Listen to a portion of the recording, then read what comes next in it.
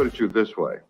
We are proud of being black and of our black heritage. But white America does not accept the concept that this is a multiracial society. It has never accepted the fact that there are black people, brown people, yellow people here alongside them. They've always looked upon America as being white. And hence, all of its propaganda is directed at us to convince us that somehow or the other we must become white before they will accept us.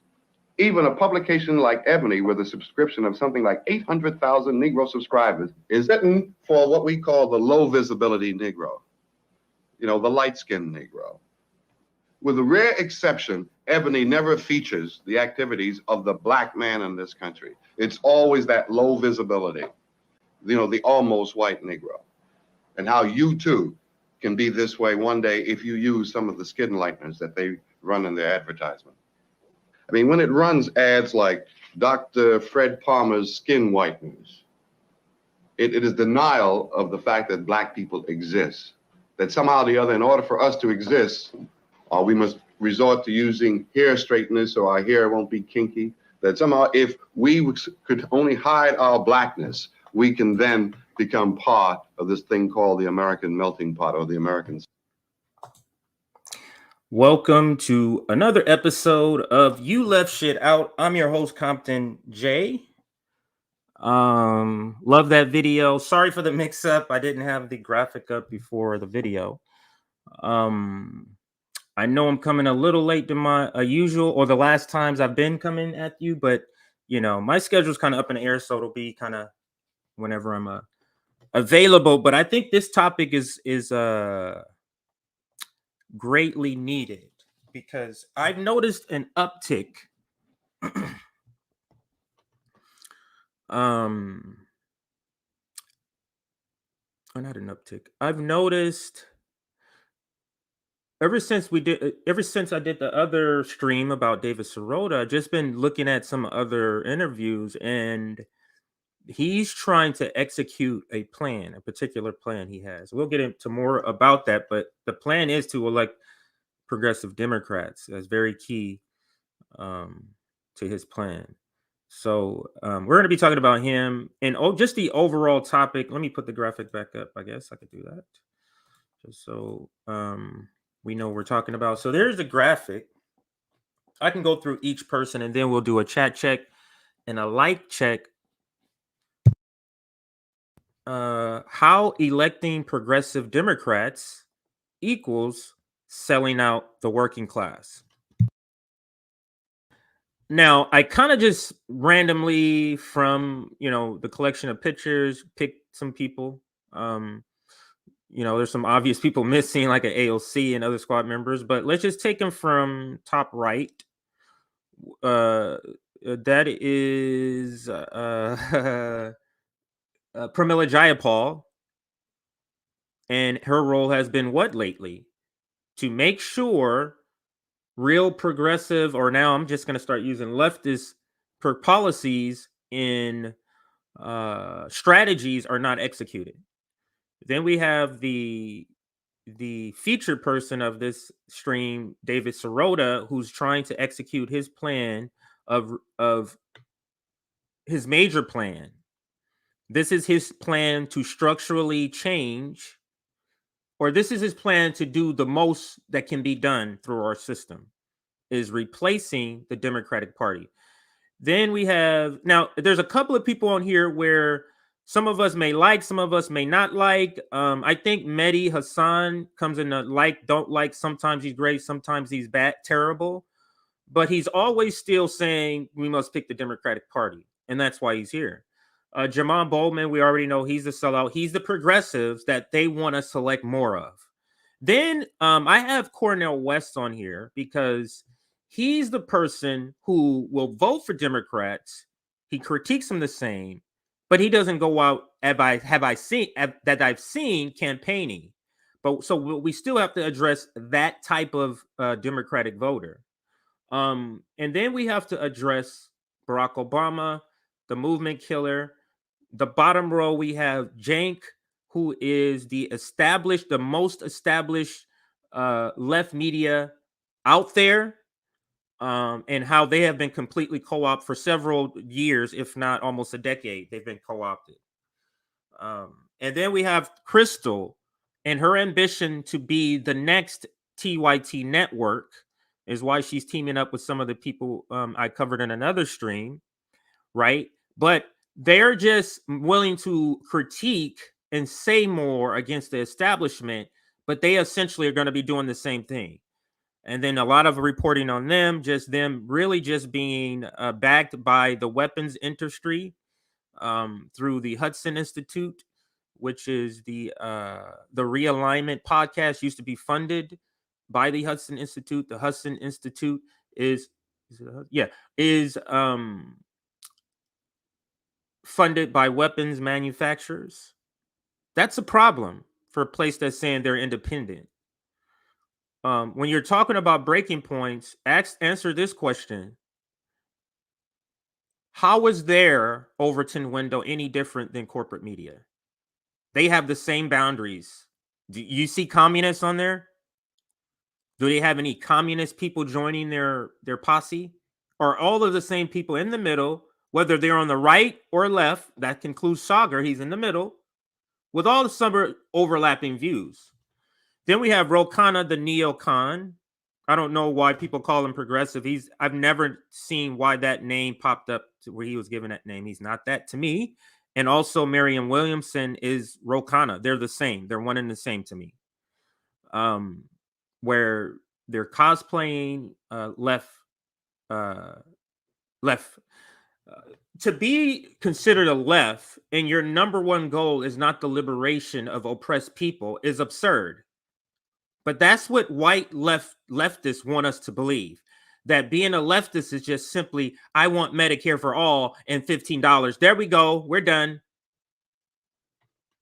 What about liberation of oppressed people around the world? Then you have the heads of the Democratic Party leadership, two of the most corrupt people in Congress, and that name can actually be given to several hundred people. And then we have Nina Turner on there because she was sort of progressive's last hope. So I know it was long to have that graphic up there, but I did want to cover the reason I had everybody up there. So let's now do a chat check. I got a lot of comments already. So let's do a chat check. I will start, I guess, from the bottom. I guess that might make it easier for me here. Okay, so let's go. Oh, it's not too many. Oh, so I explained that. So that saw that question. There we go. Explained that already. So, hey everyone. I explained that. Somebody said not Cornell West.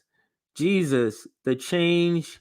Oh, sorry, I didn't even put that up. Jesus, they changed the time after I set notify me every day. What's the deal? Sorry. Let's see. Any other greetings? Good to see everyone to chat already. Absolutely. We're already up to 150 people. Awesome. What's good, everybody? I think that might be enough comments for now. For the greetings. Now let's scroll down to some content if anybody's commenting on things here. RBN, Body, and Sirota every week. Let me address this. Because for me, this is not an RBN thing. For me, I feel like the attack point for us in propaganda, we have to go after, or I felt like I have to shine a light on people who are falling for the cosplaying left. Because the cosplaying left literally is going to do everything that a leftist would see as, wow, that's great, all the way up until literally the last second. And then they're going to spring a trap door that leads you to the Democratic Party. To me, that's dangerous. Because that's the lane that you can convince the most people of that terrible strategy yet again. And the people who are leading that is Marianne Williamson, David Sirota, Michael Moore. I don't know if he's been pushing it a lot harder, but maybe he's going to start to get in the game. But this audio that I'm going to let you hear, actually, let me actually bring it up. I can't believe I don't have that. Oh, okay, I know why. Because I have, so this time I downloaded the video. Instead of playing it through YouTube, I have it on my laptop and I'm going to play it. But let me play you a clip before we get into the actual interview. So David went on to, actually let me pull it up before I start talking about it so we can kind of watch along. Let me take that comment off, and I'm going to get back to the chat check in just a moment. But while we're talking about David Sirota and the reasons why, I'm only speaking for myself, is sort of have a laser focus on the people that are occupying this lane and leading voices in this. This idea of they're just repackaging the same the people thing. that I talk to, whether it's on this podcast, whether it's people, they're repackaging the same thing. So there's certain people that have been put out to say, hey, okay, this is the plan, guys. This is the ruling class talking to them. This is the plan. It's clear. We're looking at the polls and the numbers that CNN, Don Lemon, and MSNBC, and this is not working anymore. We tried CNN Plus. It flopped. Nobody wants to watch this bullshit anymore. So we need to co-opt what we always do with literally everything. Co-opt this new trend of independent media. But all we're going to do is have people who are supposedly left the Democratic establishment because they're upset to do independent media, pushing the same thing in the end. That's what the new plan is here, in my opinion. And I don't mean plan in the sense that people behind closed door came in. I'm saying whether their interests are lining up to where this plan is what's being delved out. So however that come about, I don't say they're talking to who and this person is talking to who, but your interest in doing this person interest in doing this, when you put those together, it's producing this. That's what I'm saying. So let's listen to this video. I'm sorry, this is audio. So I guess Michael Moore does not do visual parts of his podcast. So episode 217, Rumble with Michael Moore. This is 7 months ago. This is why I began to be alarmed that he's trying to execute a plan. This is a long-term thing. So David didn't just all of a sudden start saying the same thing that he's saying now. How is that possible? That time and events hasn't altered what you're saying, David? Because a year ago, maybe a year and a half ago, I was pushing progressives. But the pandemic and the circumstances have altered my belief in that strategy. But let's listen to this excerpt before we get into the main interview. the people that I talk to, whether it's on this podcast, whether it's people come to see my movies or whatever, with a straight face and just keep saying, yeah, we're going to make a better world here. And we're going to help the people that are the have-nots. And then we end up doing nothing, really, ultimately nothing. Now, there'll be a bone. Don't, like you say, they won't throw everything out of this bill. There'll be a couple nice bones will feel good. But, poor people aren't stupid. Working people aren't stupid. They know, especially how Democrats come and promise them one thing and then deliver on maybe 1/10 of that, and then call it and then say, we're your friends. But I think your point is right, that changing the party is of utmost urgency. We have a situation, I've used this metaphor before, we have a situation where you have the Harlem Globetrotters of evil, the Republican Party. And the Harlem Globetrotters of evil are obviously a huge problem. But at least part of the problem is that you keep putting on the floor to face the Harlem Globetrotters of evil. You keep putting on the floor the Washington Generals. And the Washington and it feels like a rigged game, like it's already a preordained outcome. And that's a little too cynical. I don't exactly think there's 4 people in a room twisting their mustaches and it's like WWF wrestling. It's already scripted. But I do think that I think there's folks who may listen to this and say, oh, fixing the Democratic Party may be important, but it's not that important because the real problem is the Harlem Globetrotters of evil. And my point is that those two things work together.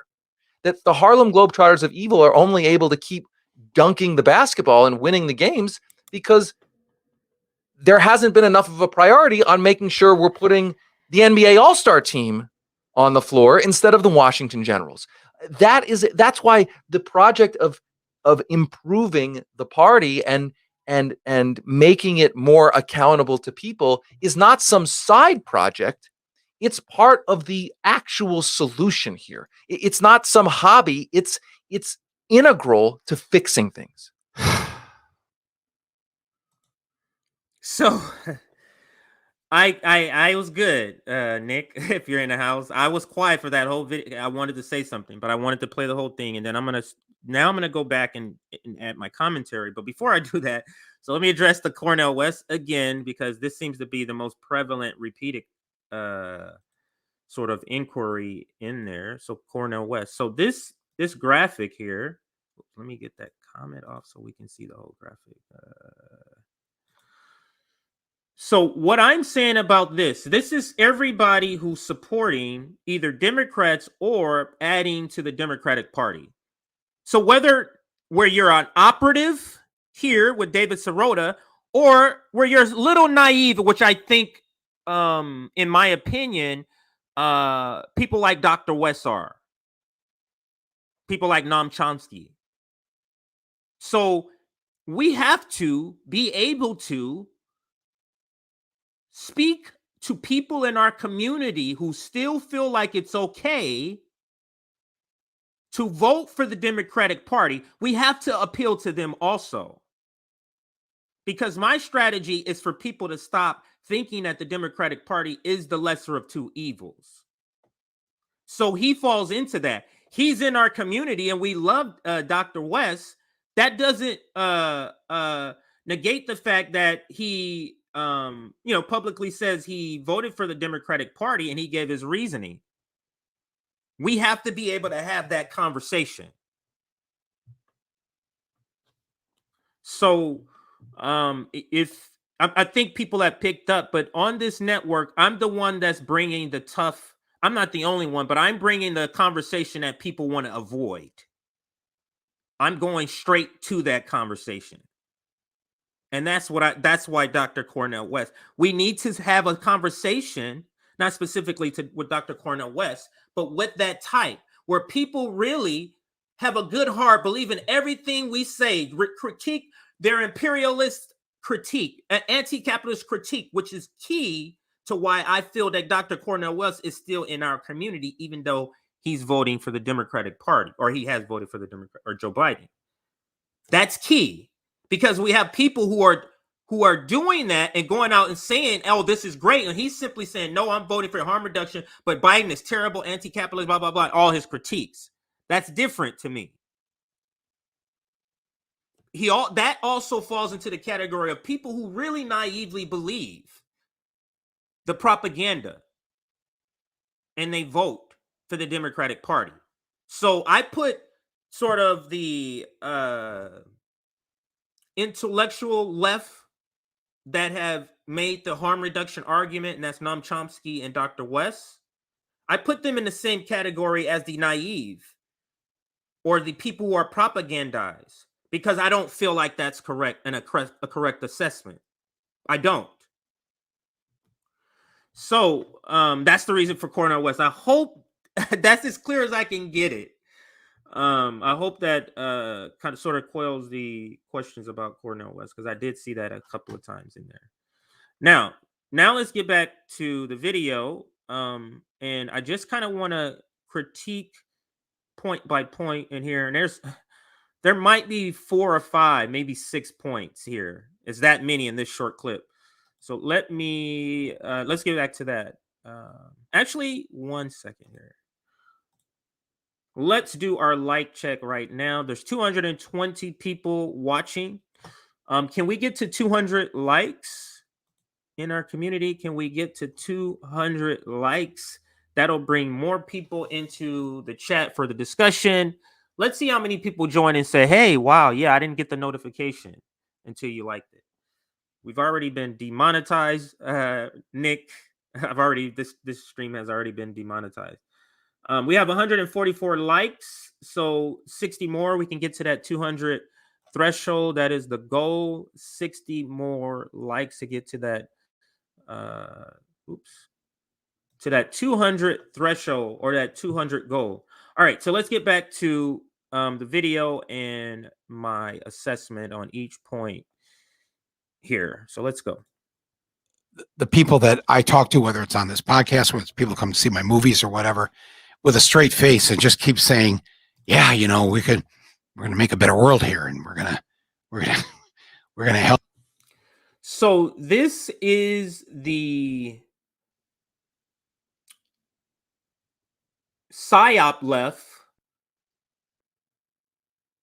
attempt at speaking to the pain and frustration of all of us, saying, yeah, man, I'm here. Like, this is what I'm feeling. Yeah, this is like, you understand, it's a selling tactic. Another thing in my background, I'm a salesman 10 years, worked for all the cell companies, Verizon, AT&T, there's another one, Sprint, when we had Sprint. But anyway, it's a selling tactic. I understand what, man, if my cell phone, if my calls were dropping too, man, I would be pissed too.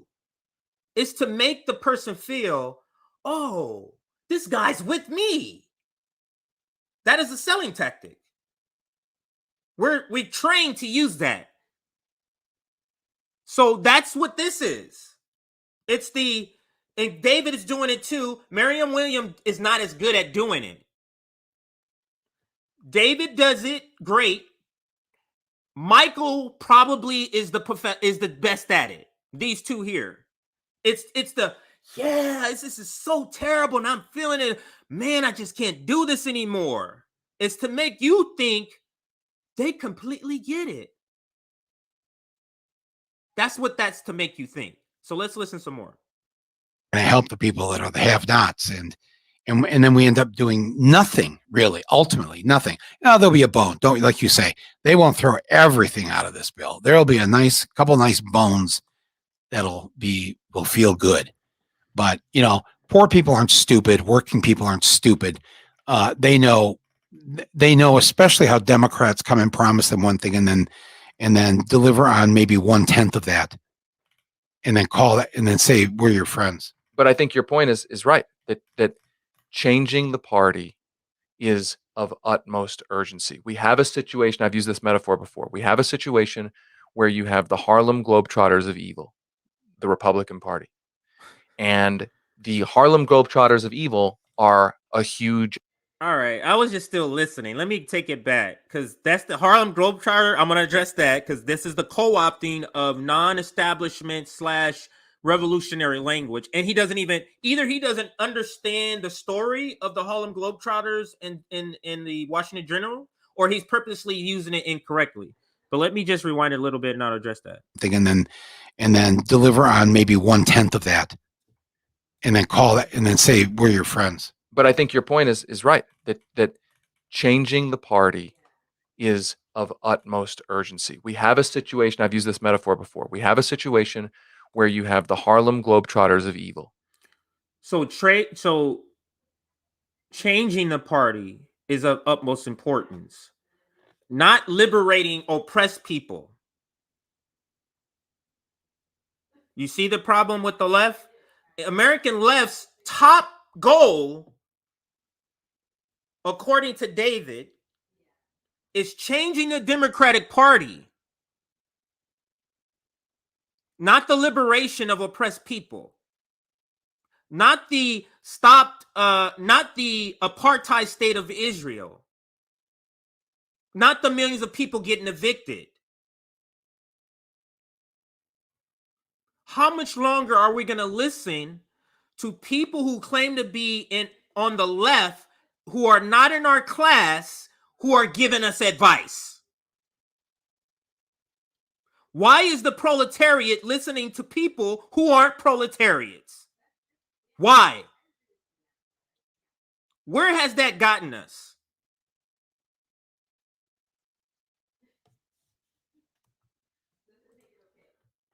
So let's listen to this absurd co-opting of the language here.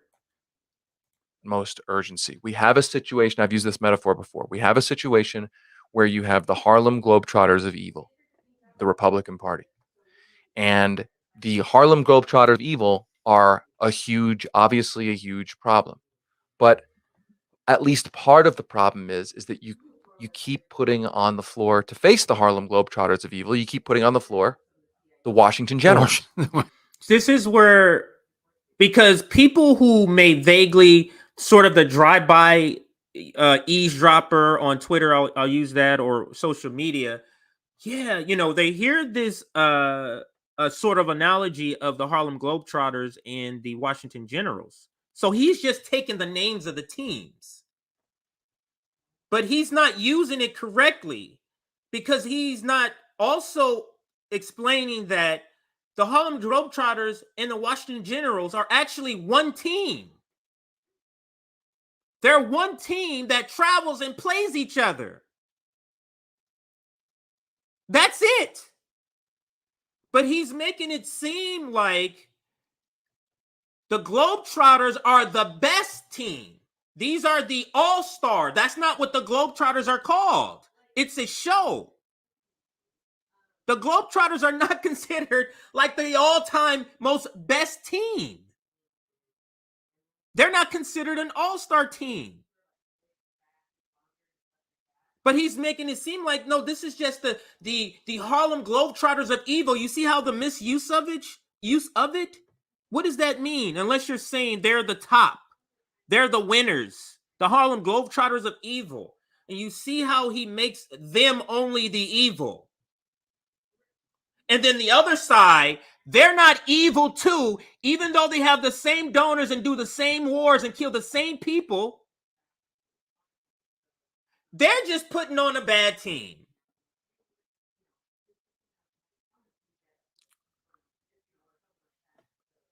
Not that they are actually going to go back in the back of those curtains. They're going to the same locker room, cheering each other's for a good show. It's that they're not evil. We're just putting on the Washington Generals. That this the name Washington Generals just means terrible team. You see the misuse? Washington Generals, when we're talking revolutionary language, means controlled opposition, not bad team. Do you think David Sirota knows that? Do you think he's intentionally misleading or misusing revolutionary language? You see why I would list him under the PSYOP left? And that can be PSYOP through the directly through the ruling class, or that can be PSYOP because this is just his idea. Whichever. The PSYOP is on us. He's trying to convince the proletariat that this is a good idea.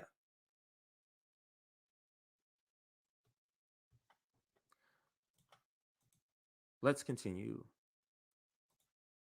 and the Washington and it feels like a rigged game, like it's already It feels like a rigged game, not that it is a rigged game. The Washington Generals and the Harlem Globetrotters, there's one thing you know at every show: the Harlem Globetrotters will win. There's one thing we know at every election: neoliberalism will win. There's one thing we know at every election: fascism will win. But David wants you to believe, no. You're just putting on a bad team. Let's listen what else he says here. A preordained outcome. That's a little too cynical. I don't exactly think there's, 4 people in a room twisting their mustaches and it's like WWF wrestling. It's already scripted. But I do think that when I think there's folks who may listen to this and say, oh, fixing the Democratic Party may be important, but it's not that important because the real problem is the Harlem Globetrotters of evil. And my point is that those two things work together, that the Harlem Globetrotters of evil are only able to keep dunking the basketball and winning the games because there hasn't been enough of a priority on making sure we're putting the NBA All-Star team on the floor instead of There's not enough priority of us making sure we're putting better Democrats in office. That's what he just said. Does he mean an all-star team like the Squad? Is that who he's talking about? What about John Fetterman, who's against BDS and defund the police? Is that who you're talking about? Again, leaving it behind Palestinians, leaving behind black and brown indigenous people with the police. You see? How much longer are we going to keep listening to? How much longer is the proletariat going to keep listening to people tell us, follow the direction of people who are not in our class? How long are we going to keep doing that foolishness?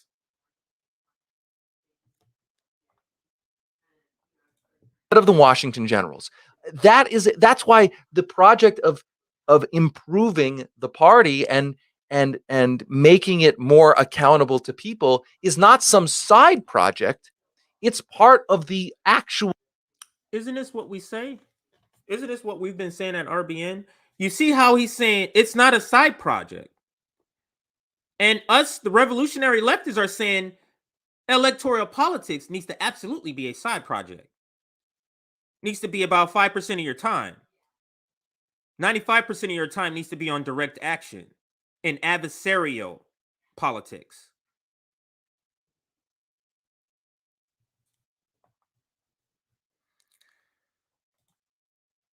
I hope people are seeing this.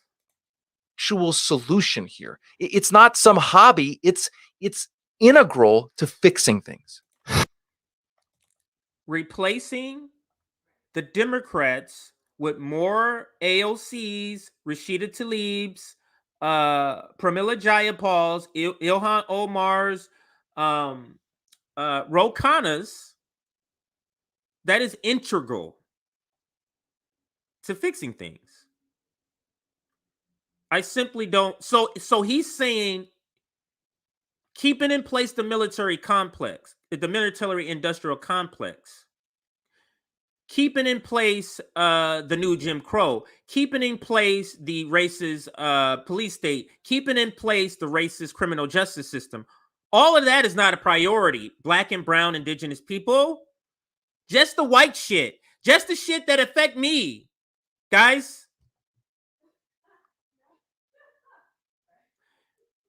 Now, let me make the connection here before I bring up the field interview. Let's answer the question. Or let me address the title. How electing progressive Democrats equals selling out the working class. This is how.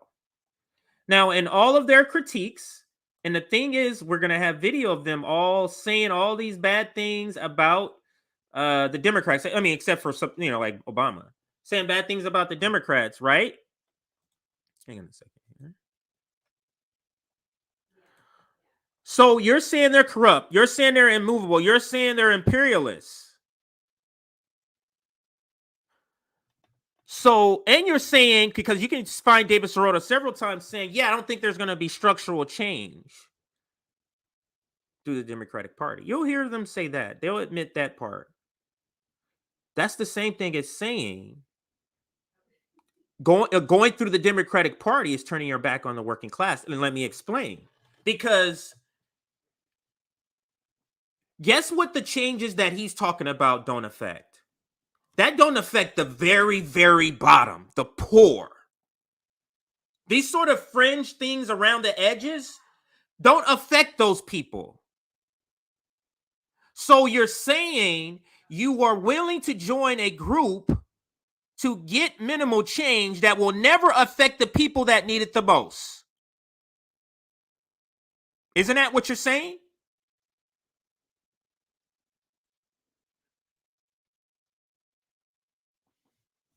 The proletariat at the bottom of the totem pole the working class at the bottom of the totem pole, who already qualifies, for example, let's say Medicaid, which is not a good thing, because in order to qualify for Medicaid or Medicaid, you have to be in a perpetual state of abject poverty. So is it a win? Yeah. Would it be better to take them out of abject poverty? Yes.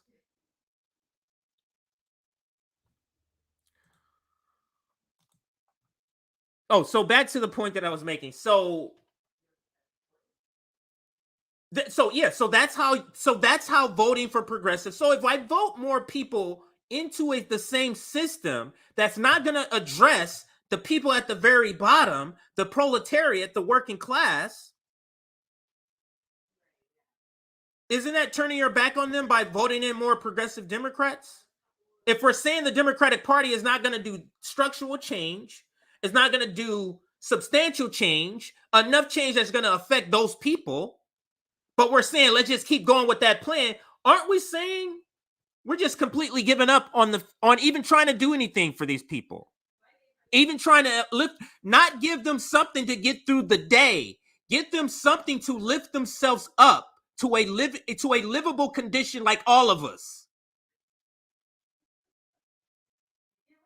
But then your response is, oh, we're not going to get that through electoralism. But that's what being a left is about, is fighting for those people. When did being a left begin to be only fighting for the people who would marginally be helped? When did that class happen?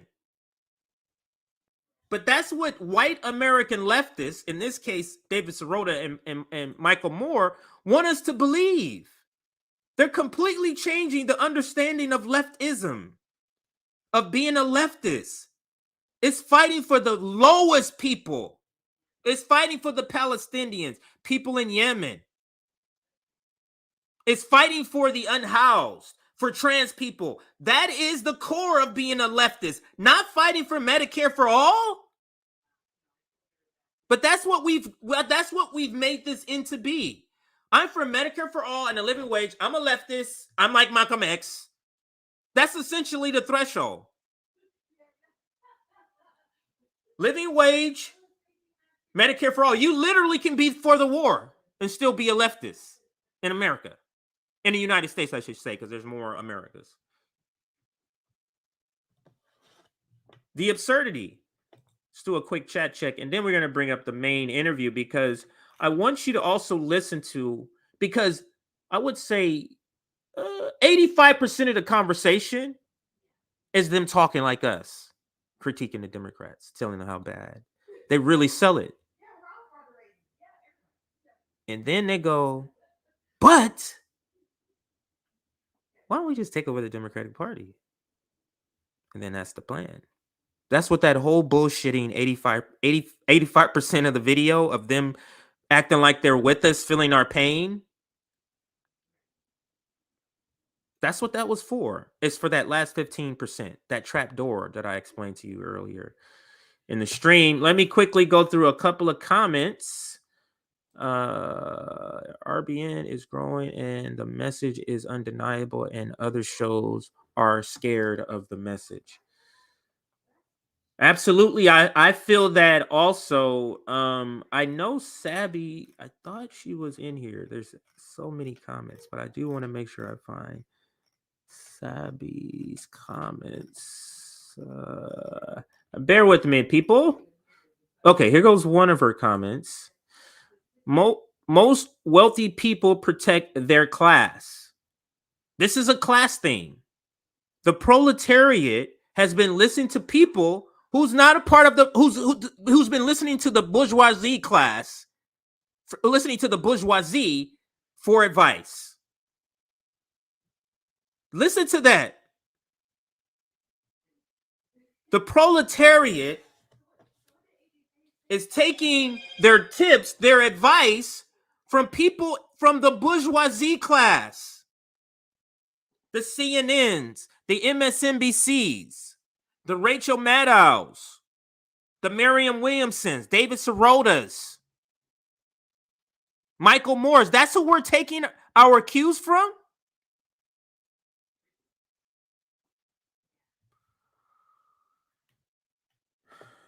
Just terrible. Let me see. I'm going back up here to get some more comments. I know I skipped over a lot. Let me see if I can start right here. White liberals don't know sports. Oh, I don't know that. David is a big pusher of progressive kafabi. What does that mean? Maybe I'm saying it wrong.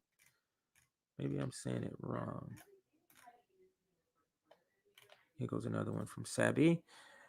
David don't know basketball. Yeah. Obviously, because that was completely misused. I wonder how much David is conscious he's a duplicitous piece of shit. I didn't use a POS. I said the whole thing. So just this one time. Danny also streamed about Tiananmen on Saturday on YouTube. Hope that doesn't get pulled. That is true. Danny Haifang is who they're speaking of. Friend of the show, friend of the network. He was on the Anti-Imperial Summits, the General Strike Summit. I don't think he was on. No, he was on the Third Party Strike Summit too. So he's been on all of our summits, I believe. CJ, I believe Michael Moore would be willing to listen and accept the message RBN is educating everyone on. At least I hope he would, if actually got to listen. Oh, wow. So I'm not familiar with Michael Moore as much. So if you're saying he is swayable, then maybe the critique. I mean, I think I am having this critique. This video, mostly this critique is falling on David. But if you're saying Michael Moore is willing to be sort of a class traitor, like in the mode of a Susan Sarandon, then yes. I didn't know that. I'm not familiar with his politics. I just know he said some good things. He made some films and as such. So we'll see. Nothing really to challenge his own capital, if you know what I mean. Watching Stephen A. Spiff complain about the Knicks is hilarious as well. Okay, so they're having a different discussion. I just saw Stephen A. and I put it up there. Why isn't Sab Blue in the chat? I gotta fix that. Yeah. What does that mean, blue? Maybe I'm not. It's already scripted, but exactly. So Sabby caught the same thing. Like David, I think he was trying to say it wasn't scripted. Like he's trying to say like it feels like it's rigged. It feels like it's scripted. It absolutely is, David. And it can't not be. Not with all this money. See, you see how they talk about just electing Democrats and never talk about getting money out of politics? In order for this strategy of David's to work, you have to get money out of politics. In order for the strategy of taking over the Democratic Party actually to make structural change. Because again, what we're fighting for as leftists is structural change. Because that's the change that's going to reach the people at the bottom. Not edges, not changes around the edges. That's not going to help those people. The truth is he supports the charade from the Democrats. He absolutely does. Vote harder. Fetterman is against BDS, but is in favor of BDSM. Pretty funny. David, who wrote this crap, bro? Yeah, that's another point I wanted to bring up. We have to remember a lot of the people, a lot of the white leftists, they're writers that are saying this. David is a writer. Michael Moore is a movie maker. They know how to paint the picture. And then David pulls in the trap door. I'm not going to say Michael Moore because somebody mentioned that maybe he's persuadable. So I don't know if he is or not. If somebody disagrees, that if you think he's just also a cosplaying leftist, let me know in the chat. I'll try to get to your comments. Let's see this one, and then I'll get back to the video now. So, David, we know history. Yours and Marianne's strategy pushes the U.S. left to the right and in the past is led to the fascist and insurrection of millions of marginalized people. This has the same energy as when Ryan Graham tried to use a football analogy to Jason Jackson to try to explain why we can't force the vote. Wow. Yeah, that was pretty bad, like Ryan Graham. Yeah, it has the same feel of being completely misused. I don't know intentionally or not. That's the only thing I'm saying. I already put that one up of Sabby. Now let's go to some of the newer comments down at the bottom. I was kind of getting some people on the newer people. So on the older comments, Michael Moore was working class. He's rich now, but most of his life was poor. Sirota is for money, has money, lust for money, and Met Gala access. Okay, learning a little more about Michael Moore that I was not aware of. David writes Dem Party fan fiction. He absolutely does. And I think I'm going to leave it there so I can bring up the actually, I have it here. So I will, how do I remove, I add this one. The other one out. So I'm going to pause it here. I'm going to actually fast forward. Let's see. Let's fast forward to the 41 mark. So we're going to hear a little bit of them kind of still debate, talking about the Democratic Party, and understand the whole gimmick to this lane, the PSYOP lane, is to be a leftist in speech and what you're saying 98% of what you're going to say. So the vast majority of this video is that. But then in the end, the trap door again. Let me do a quick like check. And let's see where we're at now. This video. I won't spoil it, the surprise. Let's just listen. We're at 234 likes. Thank you so much for that. And 285 people watching. We can maybe add another 25. So let's see if we can get to like 255, 260 likes, and that'll bring more people to the chat. And you know the cycle. So let's now listen. I fast forward to around the 41 mark. That's where I have in my notes where it sort of begins. Let's listen to a little bit of them talking bad about the Democrats. So let's listen. What's in this bill is not going to actually turn us back to get back to a time. So let me frame it. So the conversation was around, was it the infrastructure bill? One of the bills, and the whole thing where the squad the progressives were going to hold out, and they were holding out, and then they eventually collapsed. That's what this was about, but before the collapse, before it got way before that. So that's what the context of the vast majority of this conversation, and then they start to get it more into just replacing the Democrats in a little bit, in about 4 minutes. When we didn't have so many parts per million in the atmosphere. But if they can't even go for that, the message to me, I think, and other people who would consider themselves environmentalists, is that, wow, if the so-called liberal party of this country can't even fight for that, can't make that happen, where does planet Earth go? Right. And that's where it gets really dark. I mean, that's where it gets dark. That's where it really gets dark. I mean, that's the other thing. I mean, I also think, by the way, there's an analog to the Medicare stuff, which is to say this: if the Democrats control Congress and they can't pass even one thing really serious on climate, and the Democrats control Congress and they can't even minimally expand Medicare, it's not just that that's a loss, a short-term loss. It's that what's being said is that a real climate policy is not possible. What's being said is that the idea of Medicare for all is never going to be possible.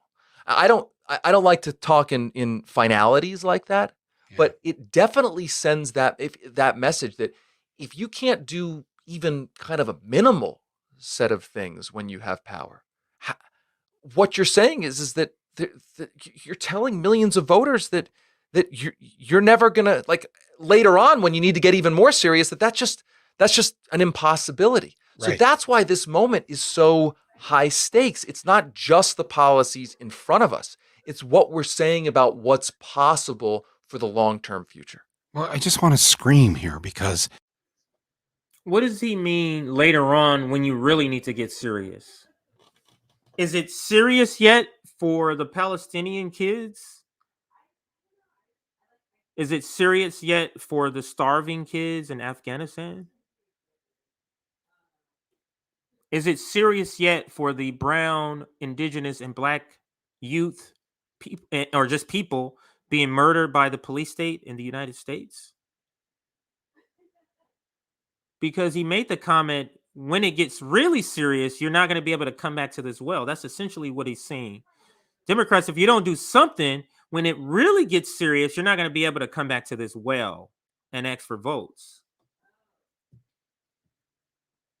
But you can hear in the language, without them talking about the topic, the person will tell you where you can hear where their urgency is. And the urgency for most, if not all, sort of these cosplaying white leftists.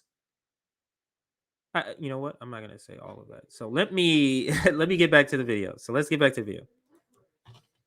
You know, I want to say to the Democrats, you're in power. You do know that, right? I don't think they know that. Yeah. It's kind of like trying to convince somebody who's constantly putting themselves down. Oh, I'm not smart enough, or, I'm this or that. And you're like, I don't know where this is coming from, but you need to stop that because you're really smart and you're a good person, and whatever it is. And it's like, I want to scream at the Democrats that you have the White House, you have the House, and you have the Senate by one vote, thanks to the vice president. You can't make squat happen with that? What? I mean, at that point, You see, all this is doing is articulating the pain before they come in and say, let's go back to the Democrats. Let's change them. That's how we're going to alleviate your pain. This is a selling tool where you completely sympathize, empathize,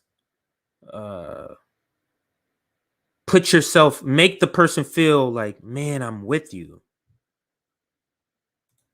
when I was younger, I used to think, well, the solution to this is that that's why we need a third party. That's why we need a Green Party, whatever.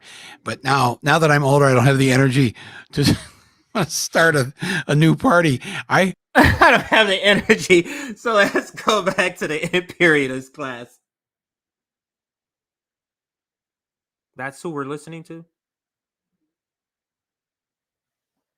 So when you were younger, you thought a third party was the way to go, or at least not going through the Democrat or the red-blue game. But now you're rich and comfortable and older. I don't got time for that no more. So let's go back to this game that's not going to help the people at the very bottom.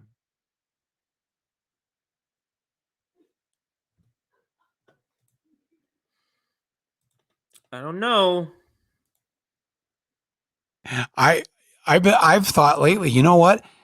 Why don't we just take over the Democratic Party? It's already there. They already have a building on Capitol Hill.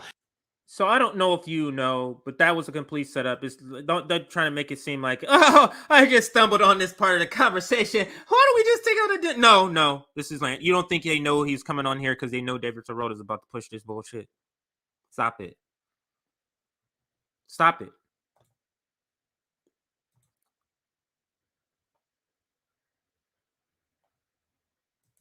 They've already got a logo. They've already got stationery printed. What do we have to do to just move out the ones who've got cobwebs up and down their bodies and cannot make a damn thing happen? What can we do to take over this party and make it the party of the majority? Because that's what it is. We are the majority. David, you and I, who 10, 20 years ago might have been, discussed as if the capitalist class pairing with the proletariat is nothing I've ever read in the Communist Manifesto. Quite the opposite. But that's what we have.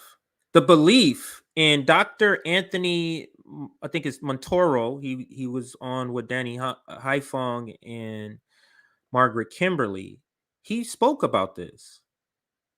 It's like, he framed it in a way where, because it was about I think the truckers, and he was like, well, he was like, people want us to believe that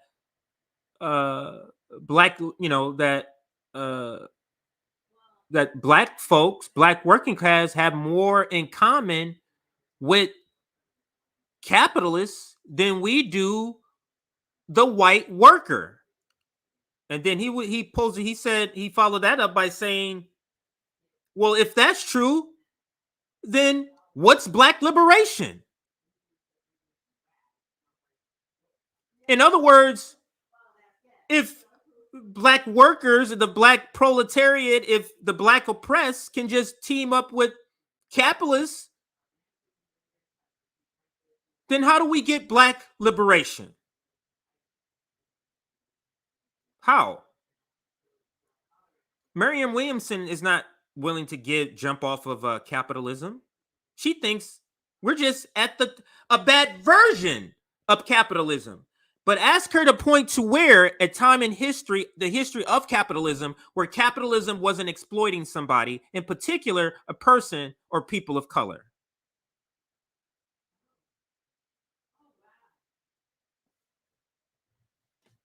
But we're to believe that the proletariat, in particular, the black, I'm not going to say in particular, the proletariat and black liberation is somehow tied to joining with capitalists.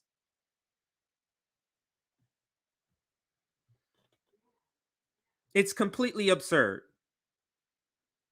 And further in that conversation, Dr. Anthony Montoro, I think I'm saying it right, he also posed a question. He said, it also makes it very hard to strategize.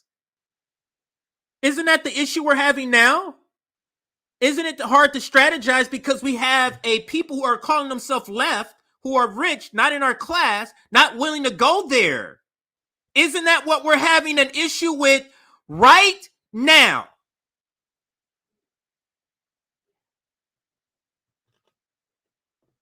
We have to reassess this class consciousness. We have to reassess class analysis here.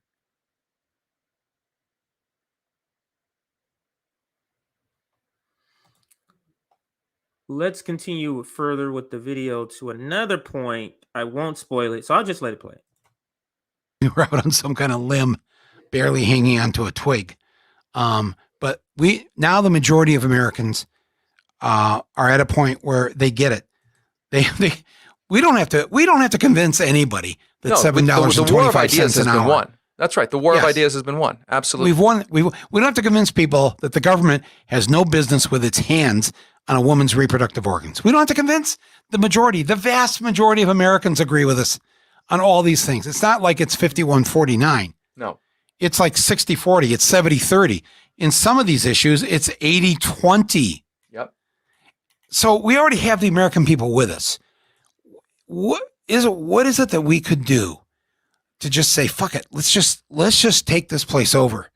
I'm not talking about January 6th storming the DNC headquarters, but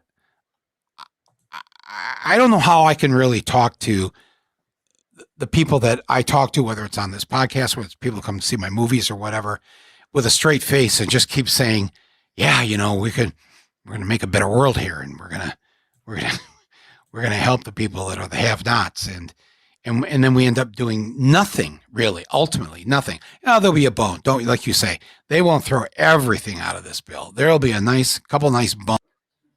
All right. I wanted to play that last part all the way through before I comment, because there is a bunch of comments I have here. Now I'm going to just rewind it and my comments here. You have the White House, you have the House, and you have the Senate by one vote. Sorry, I think I did a little bit too far. Let's go there.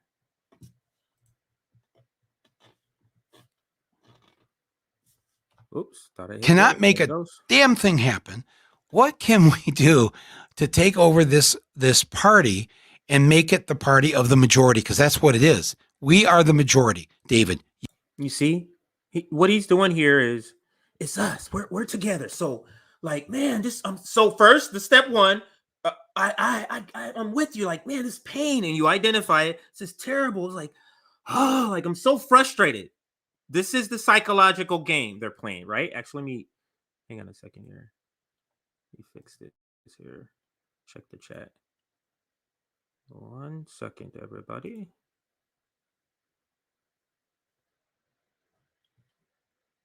Okay. I wanted to make sure I wasn't having a internet problem. Okay. All right. So, so now back to what I was saying. It's the, I feel your pain. Then it's the, man, I'm so frustrated I can almost give up.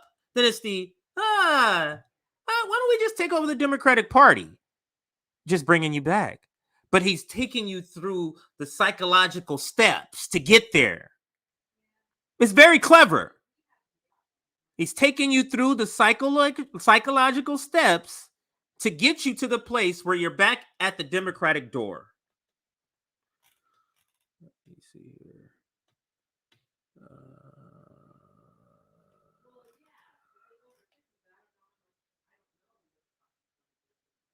All right, so still no issues. All right, because I'm having issues on mine, but it seems like nobody's having an issue. All right, so let's now listen to more. I do have more critique. You and I, who 10, 20 years ago might have been, discussed as if we were out on some kind of limb, barely hanging onto a twig. But now the majority of Americans are at a point where they get it. We don't have to convince anybody that $7.25 an hour. Won. That's right. The war of ideas has been won. Absolutely. We've won. We don't have to convince people that the government has no business with its hands on a woman's reproductive organs. We don't have to convince the vast majority of Americans agree with us on all these things. It's not like it's 51-49. No. It's like 60-40. It's 70-30. In some of these issues, it's 80-20. Yep. So we already have the American people with us.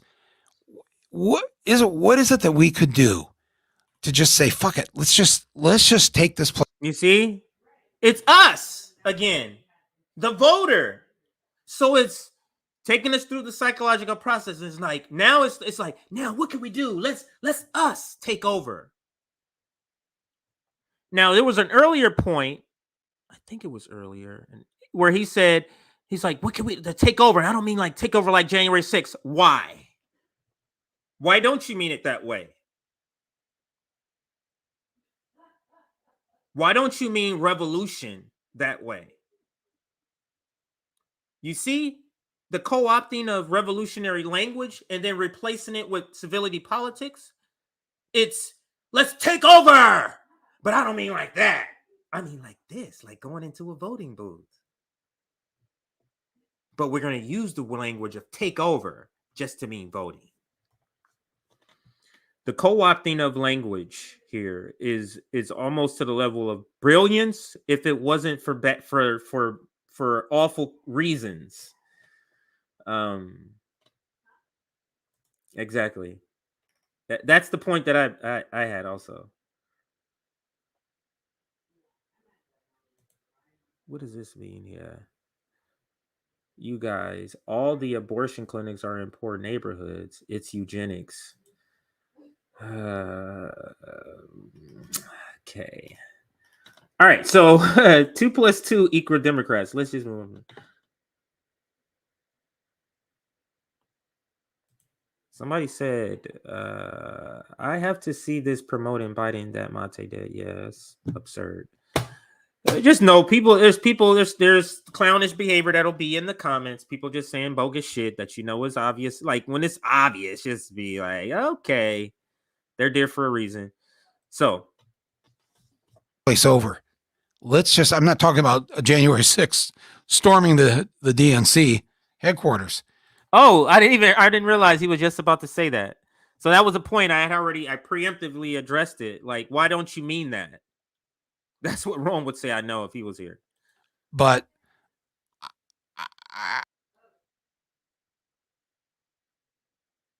Oops, hold on a second. Did I hit play again? All right. I don't know how I can really talk to the people that I talk to, whether it's on this podcast, whether it's people come see my movies or whatever, with a straight face and just keep saying, yeah, we're going to make a better world here. And we're going to help the people that are the have-nots. And then we end up doing nothing, really, ultimately nothing. There'll be a bone. Don't, like you say, they won't throw everything out of this bill. There'll be couple nice bones will feel good. But, poor people aren't stupid. Working people aren't stupid. They know, especially how Democrats come and promise them one thing and then deliver on maybe 1/10 of that, and then call that and then say we're your friends. But I think your point is right, that changing the party is of utmost urgency. That wasn't his point. That changing the party is of utmost urgency. That wasn't his point, but you see how David just kind of did that there. Is it playing? Situation, I've used this metaphor before. We have a situation where you have the Harlem Globetrotters of evil, the Republican Party. And okay, so I'm going to let it. So now we've come to the section that we've already covered. So I'm going to let it play through that, and then we'll start commenting at the other end. So let's let it play. The Harlem Globetrotters of evil are a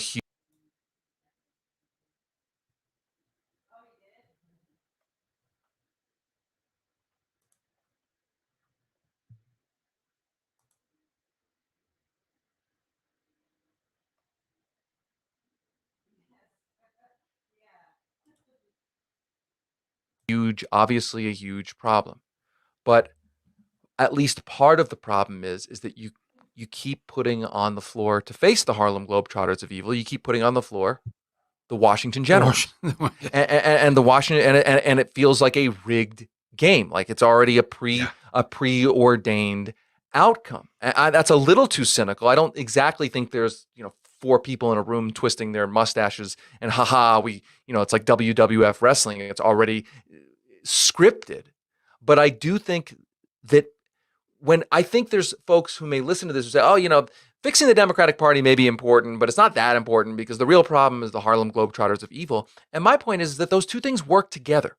That the Harlem Globetrotters of evil are only able to keep dunking the basketball and winning the games because there hasn't been enough of a priority on making sure we're putting the NBA All-Star team on the floor instead of the Washington Generals. That's why the project of improving the party and making it more accountable to people is not some side project. It's part of the actual solution here. It's not some hobby. It's integral to fixing things. I can't take it anymore. I'm serious. I'm not going to take it. I'm not going to. I'm not going to lie down and take this. And I don't think you should. Especially from people that say they're on my side. You're not on my side. Look, and I should tell you, just as a personal anecdote, and I'm not saying this like heroic or anything, but I worked for Ned Lamont when he ran against Joe Lieberman in the primary. Yeah. My wife ran in a primary for state legislature here in Colorado, and she became the first Democrat to challenge an incumbent in a primary in this state and win in decades. And it was a brutal campaign. It was really difficult. It was really hard on our family. I'm really glad she did it. She's done some great things in the legislature. Was it as hard on your family as like what some Palestinian families go through, or indigenous people go through? It was hard like that, David? So when you say hard and tough, that's what you mean?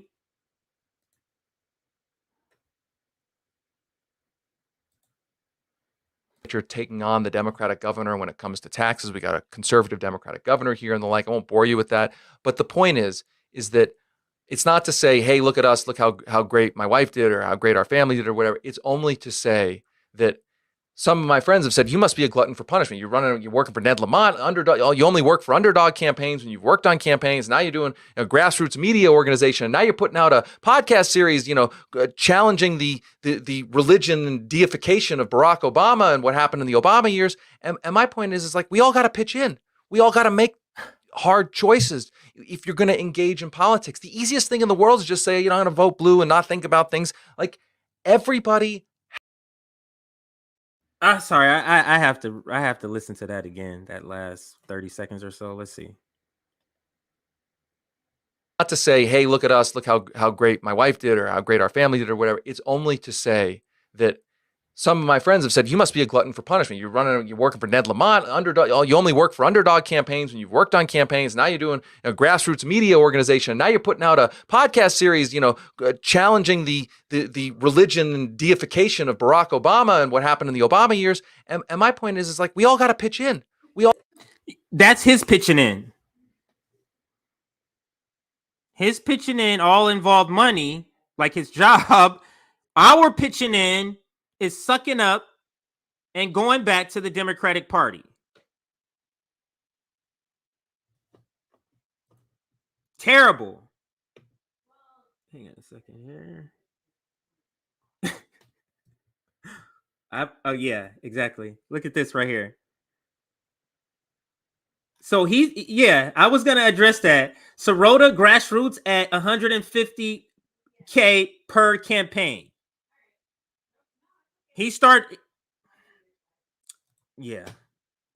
I'm glad our audience could catch that nonsense. Grassroots, the fuck out of here. All got to make hard choices if you're going to engage in politics. The easiest thing in the world is just say, I'm going to vote blue and not think about things like him running a campaign where he was paid, him writing articles. That's him. That's his participation. Everything that brings in him revenue, that's his participation, his sacrifice. We all have to pitch in.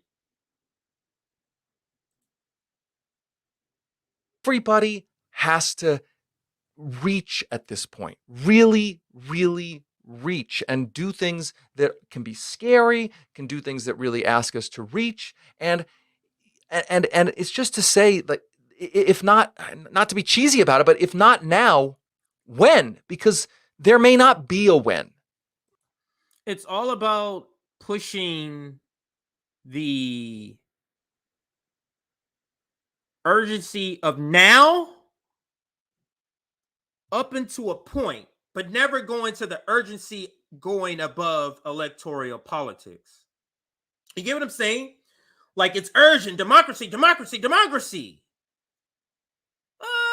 Just voting, though. It's never to do something else to solidify democracy. It's nothing. It's always just to vote one of the parties in, and that's how we solidify democracy. None of the structural problems.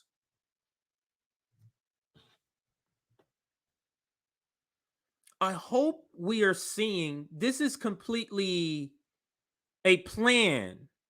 Like what I do, what Nick does, we base our streams off of mostly current events, what's going on now. That's not what he's doing. These are carefully orchestrated, placed streams with the ultimate plan of trying to elect Democrats. Like I said, this stream is 7 months ago. That's what the scientists are telling us, at least when it comes to stuff like climate change.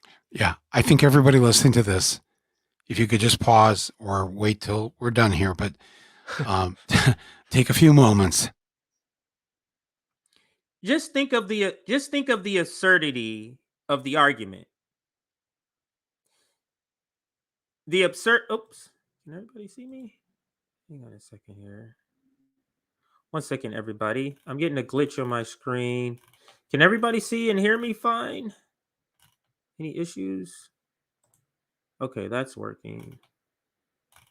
Any issues with the stream? Nobody saying nothing?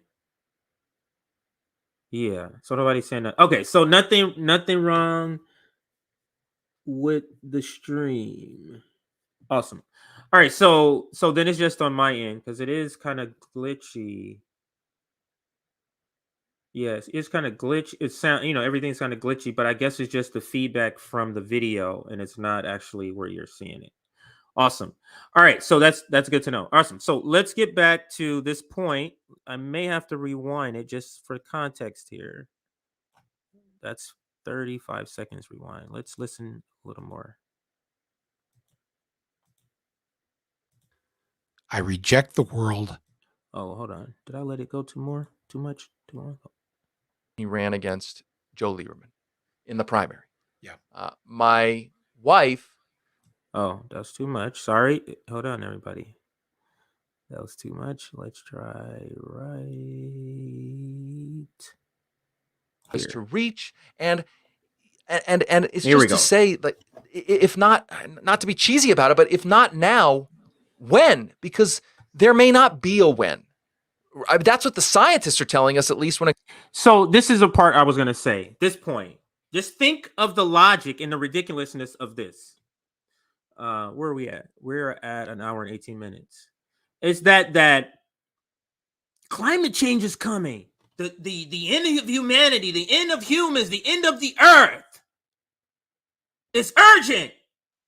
But let's wait for 4 years till we vote. Let's wait till you see the ridiculousness of that. They're trying to make you feel like climate change urgent, and it is, but not in the way that they're trying to say it. Not urgent enough to actually do something, but only urgent enough to vote in somebody who's not going to do anything.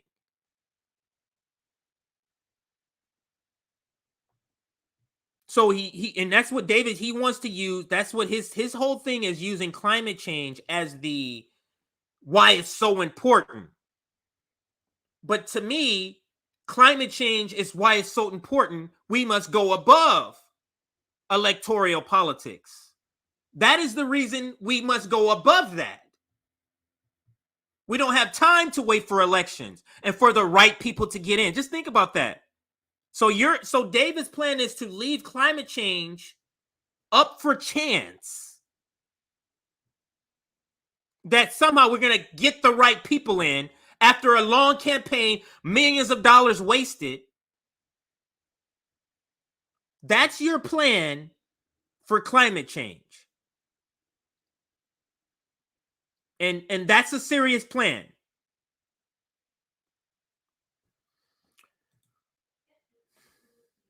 I'm going to put this comment up here.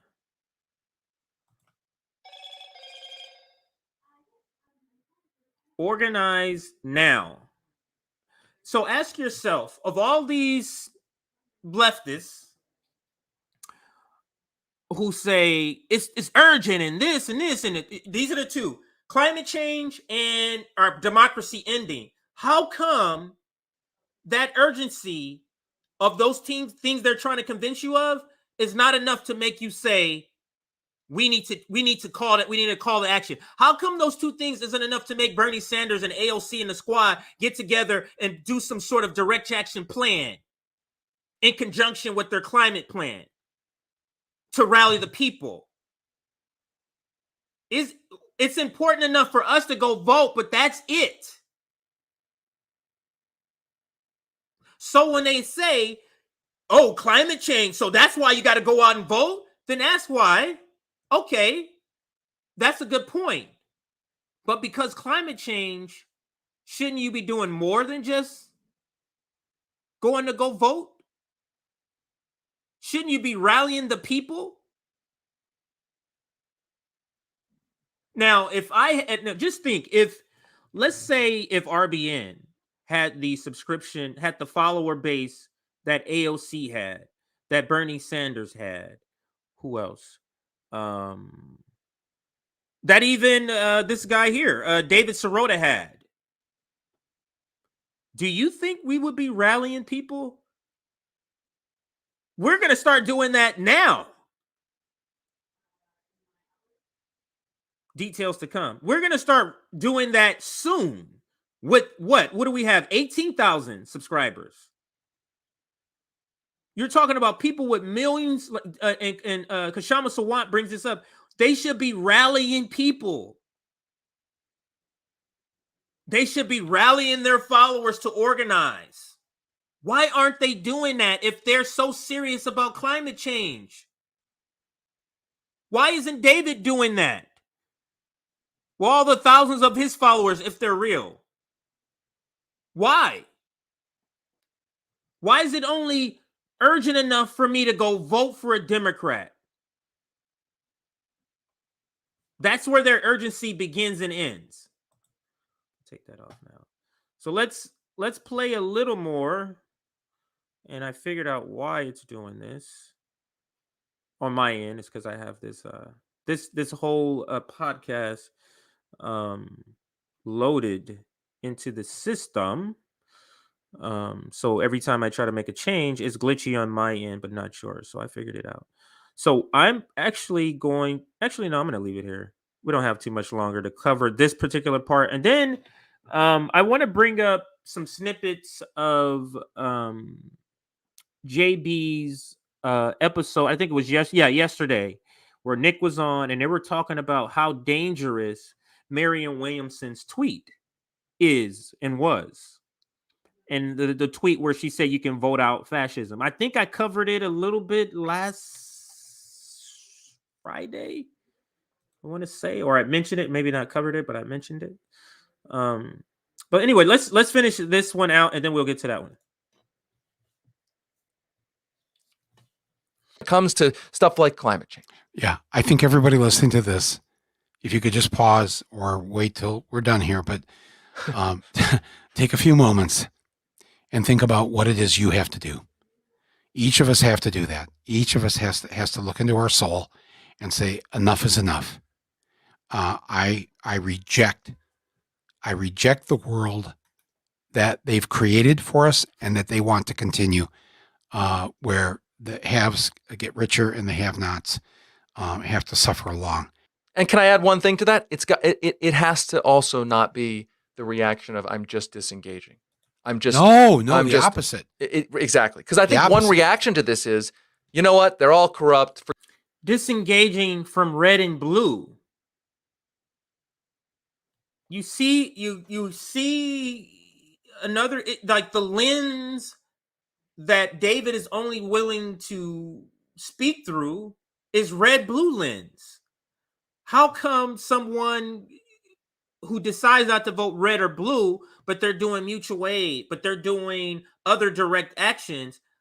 Why is that? Why aren't you considering those things? Because I don't consider that withdrawing from some sort of the fight for what you want. Forget it. No, that's exactly what they want you to say. Yes, that's exactly what they want you to do. Yes. And they want to demoralize you. Yes. They want to debilitate you. They want you to give up any semblance of hope. And that's Christmas Day for them. That is, Santa has arrived. You see, well, you're going to do, if you don't vote red or blue, actually they're saying blue. If you don't vote blue, that's what they want you to do. Those people, they don't want you to vote blue. And that's giving them exactly what they want.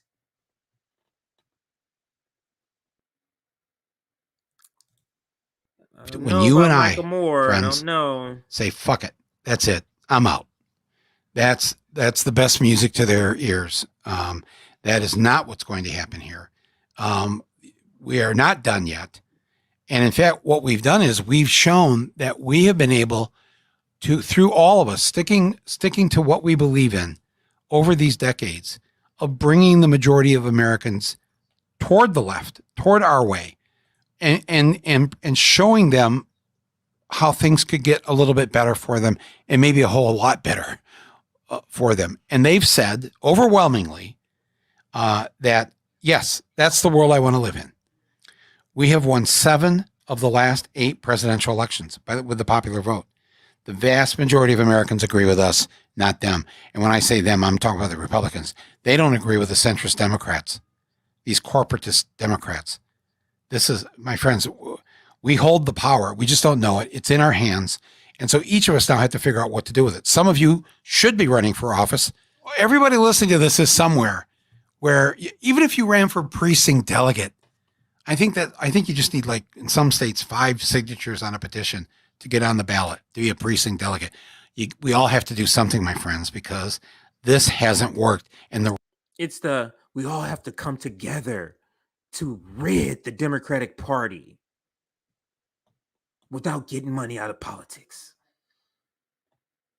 You know how absurd that is? As if corruption ends with the Democratic Party, but it's the belief, it's the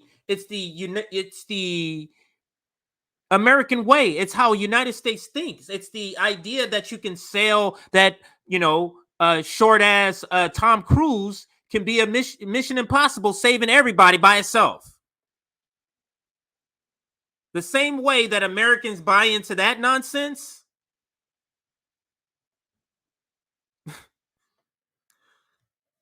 it's the same way that Americans can buy into this, and I'm saying not to. Let's listen a little more. Rage that I'm in. I'm sorry if I'm yelling into the microphone here tonight, but the rage that I'm in listening to the Democrats give in on one thing after another because of these 2 corporatist Democrats. They need to know that they are going to have to.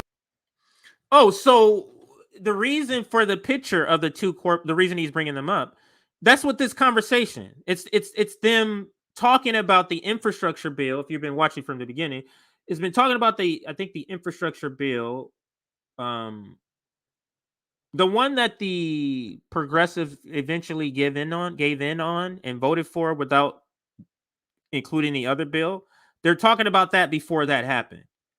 And Manchin and Sinema, they're talking about them in their roles as now they're not speaking in the role of rotating villain. They're saying these are part of the problem. What reformist leftists like to believe that it's just the corporate Democrats that's the problem. So that's the reason for why Kirsten and Joe Manchin back there, because they're talking about them. That's not a future segment. That's what this is about here. Rue the day that they did this to us and to the majority of Americans. And I can't. I think there are reasons to be optimistic, though.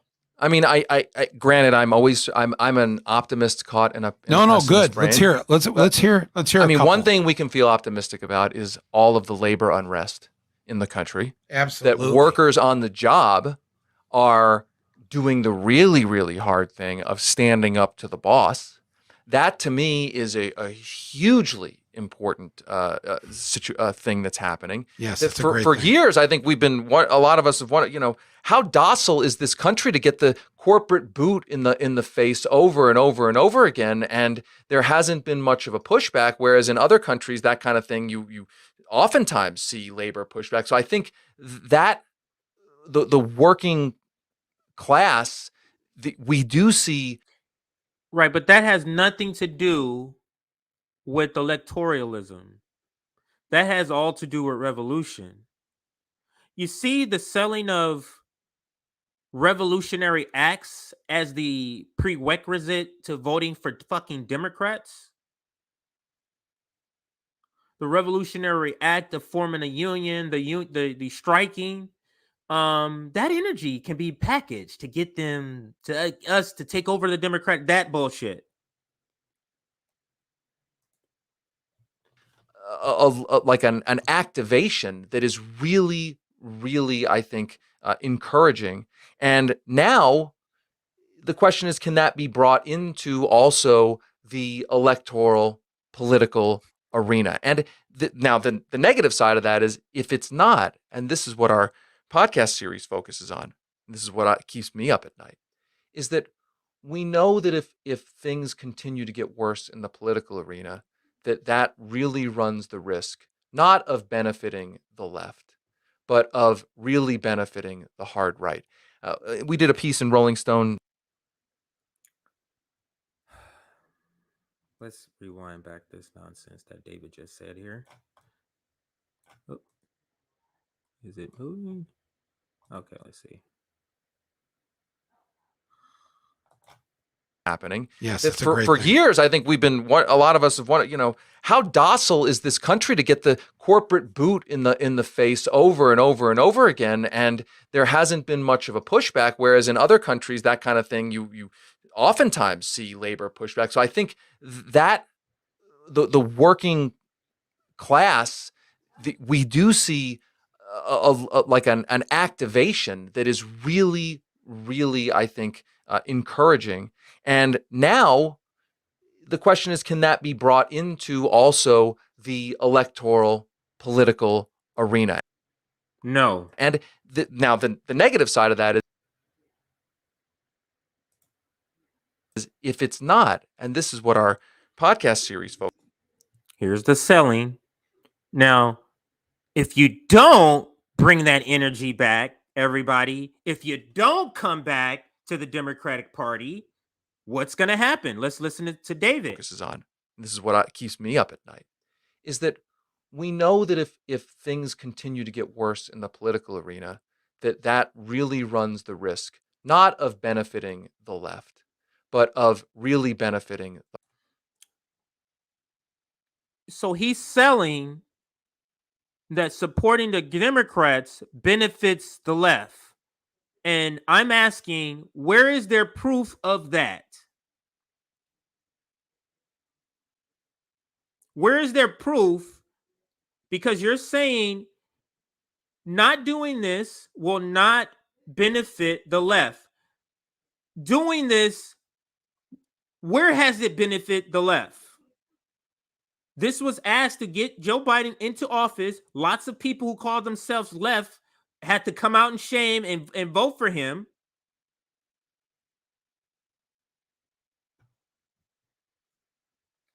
Let's continue. The hard right. We did a piece. He's trying to make you believe that it only going to benefit the hard right. I'm saying there is no difference.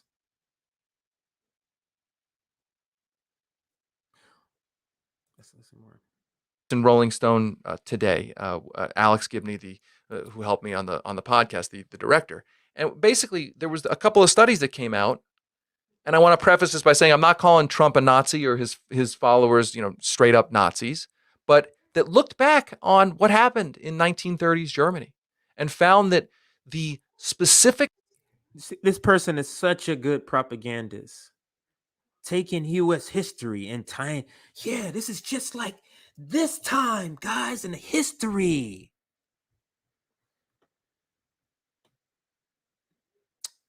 This is a sign of a great trained propagandist.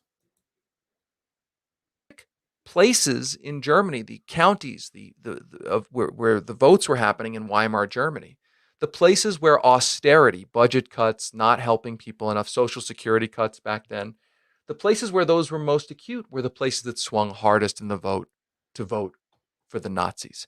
And they also found that the places that had the highest level of desperation, high mortality rates, self-inflicted mortality, alcoholism, suicide, those are the places that shifted most supportive to the Nazis. And we know that Donald Trump had overperformed by 10 points compared to prior Republican nominees. He overperformed, particularly in places where the mortality rate in the United States has been spiking. We know. I'll let him finish the point before I comment.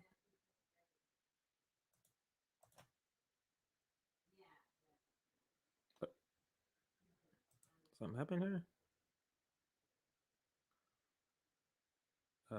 Okay, there we go. I think I'm hitting it the wrong way. That austerity doesn't prompt people to say, hey, I want, more Bernie Sanders, is that austerity and pain often creates the conditions for a right-wing backlash. No, what he is purposely misdescribing is austerity leaves open the window for populism, a populist candidate. But with that, you could have the possibility of a right populist, like a Trump, like a Tucker Carlson. That's what he's saying here. It creates the conditions for dishonest strong men to come in and say, as Trump said, I'm the solution, or I'm the only one who can fix it. So the point is that there's a political necessity to this to prevent. So he's I mean, it's truly disgusting. It's truly disgusting what he's doing here to try to like it's you see the whole psychological process.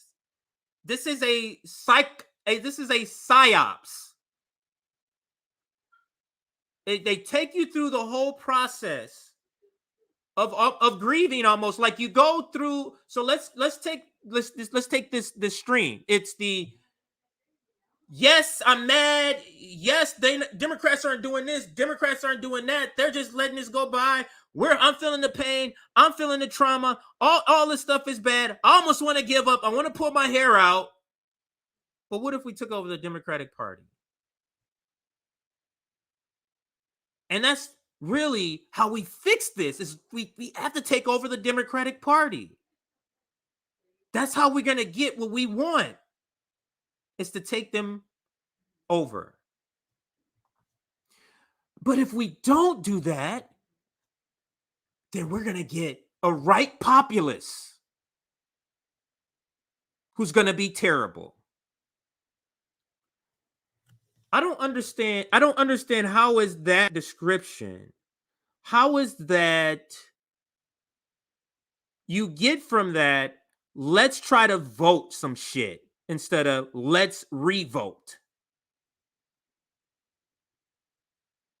But you see the whole psychological operation they're trying to employ here. They took you through all the emotions.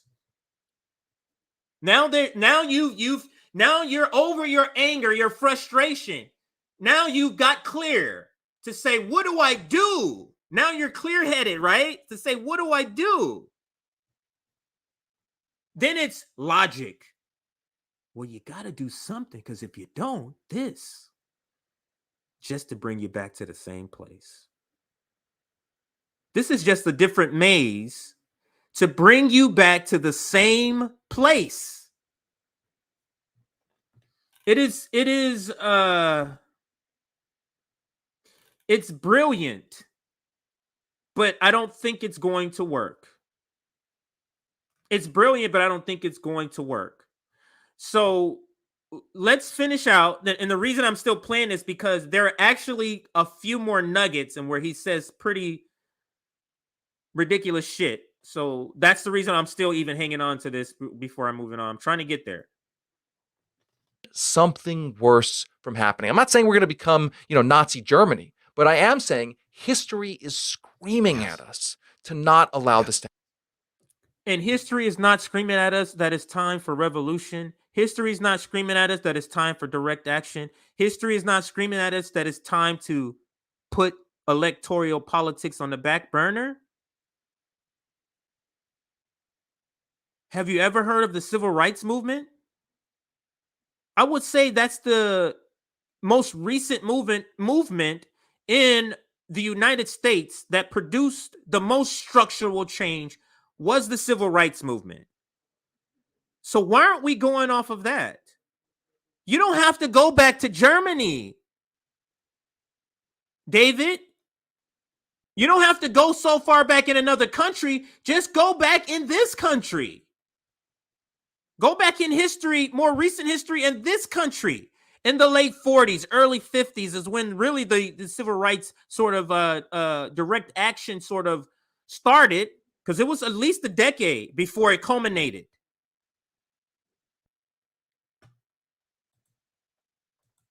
Oops, I hit the wrong button. Hang on a second. It's going to be a delay here. For me, not on your end. Okay, there it goes for me. All right, so let's listen some more to David here. Back it up 20 seconds.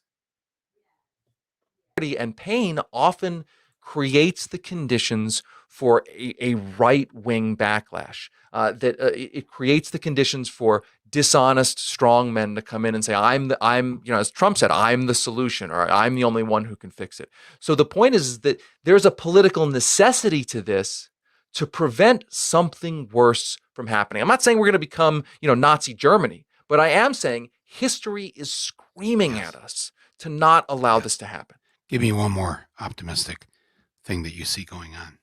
Well, I also think I'm optimistic that there is finally a space for even what we're talking about. I mean, back in the Obama era, this kind of topic was brought up, you'd get completely eye rolled. Rahm Emanuel, you remember the situation where Rahm Emanuel, then chief of staff of the White House, when progressives, a bunch of progressive groups said he found out that they were going to air ads to pressure, I think it was conservative Democrats to support a minimal public option, and he basically berated them with a slur. It only became a story because he had to apologize for using the slur. But the point is that back then, even mentioning any of this, you were called an apostate. It was like blasphemy.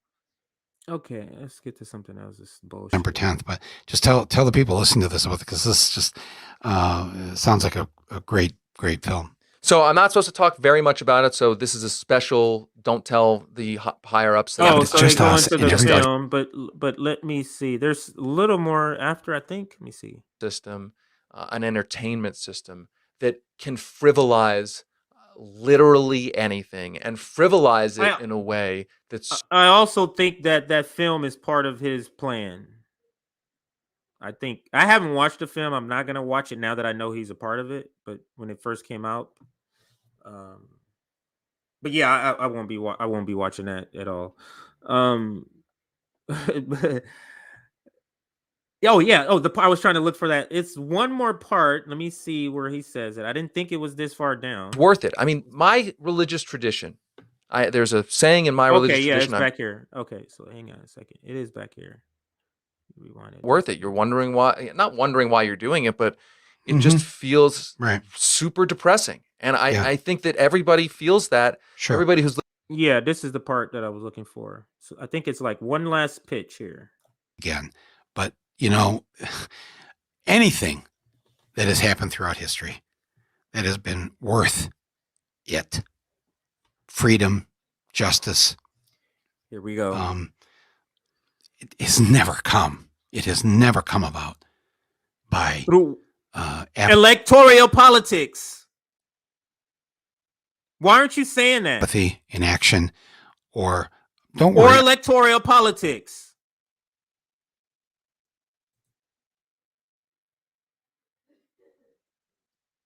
Purposely not saying that.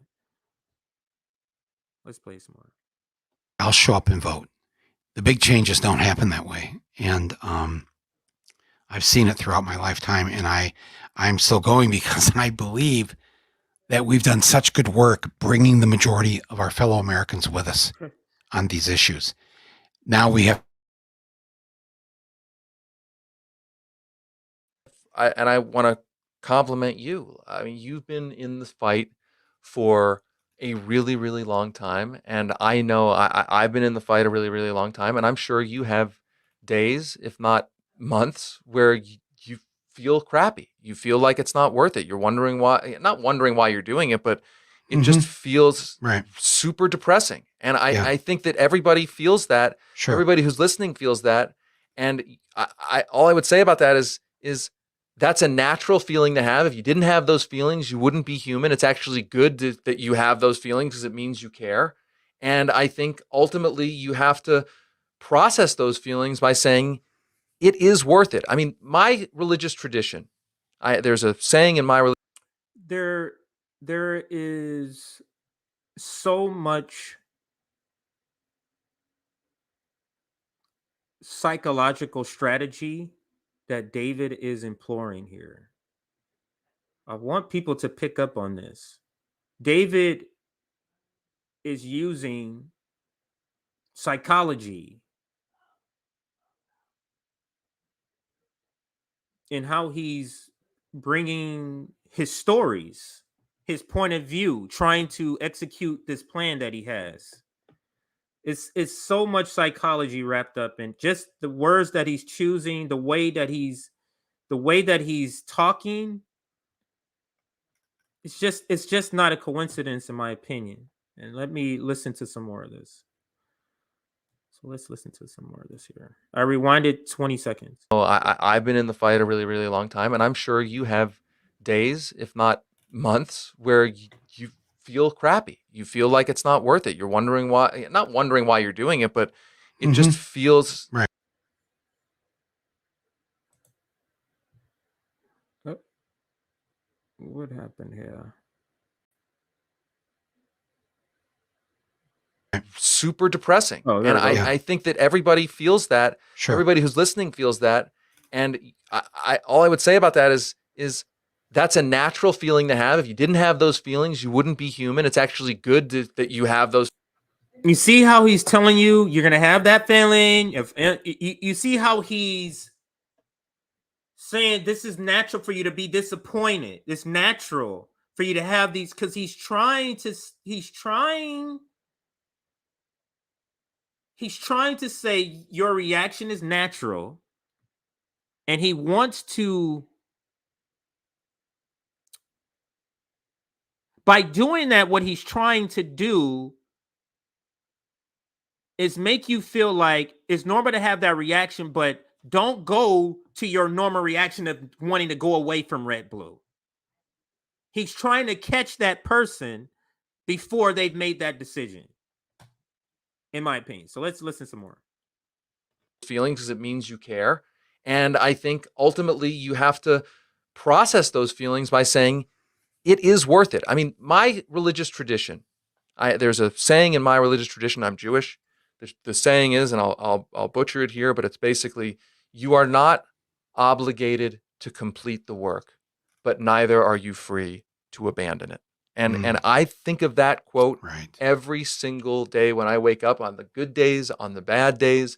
And I just think, why are you equating the work with voting for Democrats? Why are you doing that, David? So all of the organizations, all of the people on the ground who is helping people, like KC tenants. So if they don't vote, how would you describe them? They're getting housing for unhoused people. When the weather was bad during the pandemic, they secured housing for unhoused people in that community.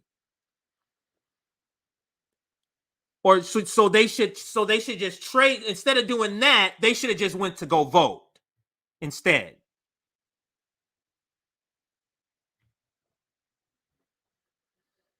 It's so silly. It's almost like, is he being serious?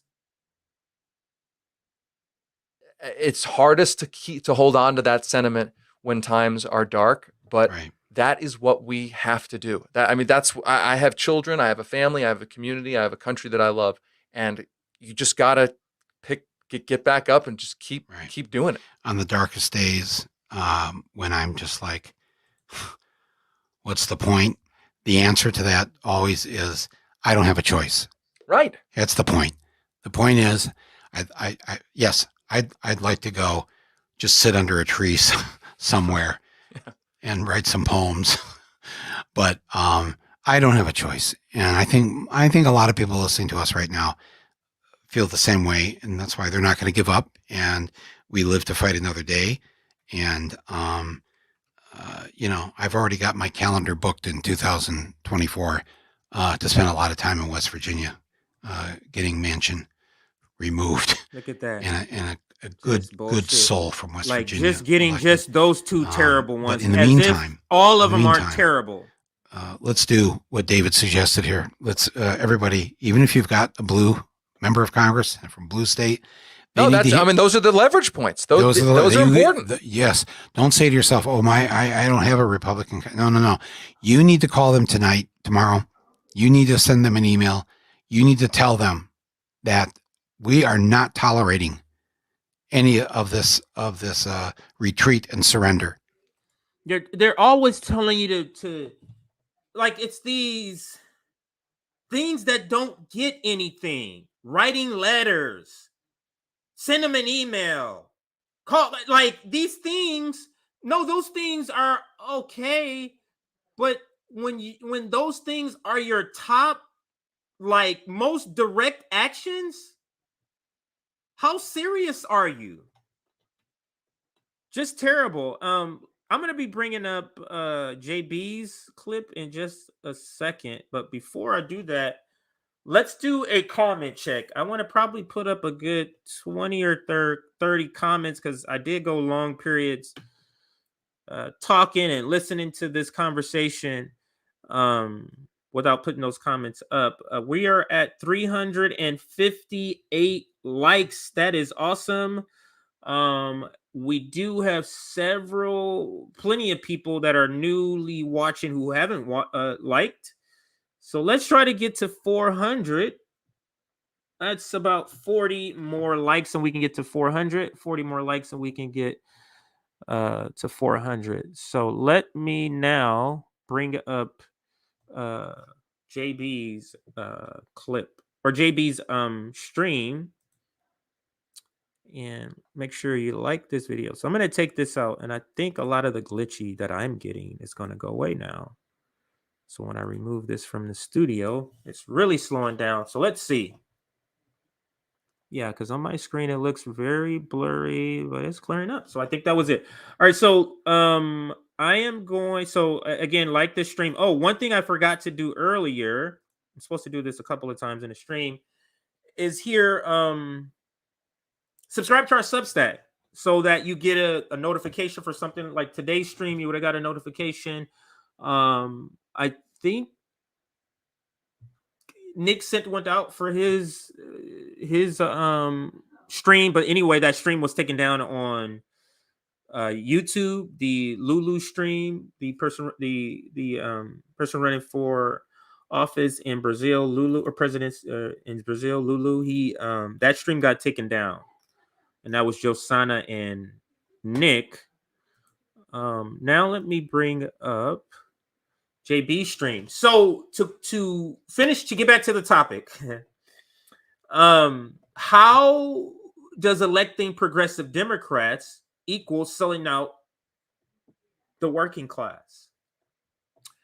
And it's my argument. I'm going to just kind of reiterate while this stream, while JB's video is coming up, just going to kind of reiterate what I was saying.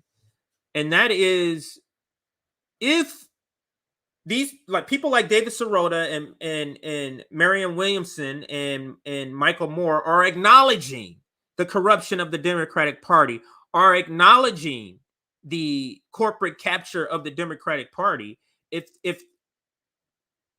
you know what, I'm gonna wait to make that point. No,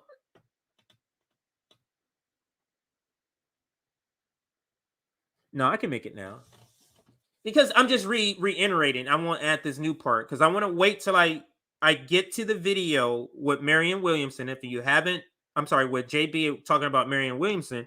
If you haven't seen it, go watch the entire stream. It's a great stream. So I'll just reiterate the part that I already said without adding that new part.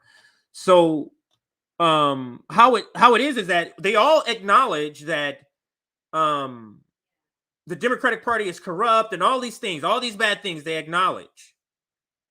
So how is it that we're going to get the change we need for the people at the bottom of the totem pole, the proletariat, through the Democratic Party? So if you're telling us to vote more progressives into a party that will never do transformative change that affects the people at the bottom, aren't you selling out the working class by electing more progressives? You can have a good heart. You may be electing people who have a good heart, who have good intentions. But the problem is the system. not a singular person. Like they trying to make it seem to be like it's just Manchin and cinema. That's the problem. And I see that as a flaw with people who want this to be just about progressives and Democrats. I see that as a flaw in your philosophy or your ideology. All right, it took a while because again, I don't know why my computer's running really slow. But now it's up. So let me. Oh wow, you got a commercial on your stream, JB. I'm gonna wait till after. Okay, so now let me share. So let's stop this one and share this one here.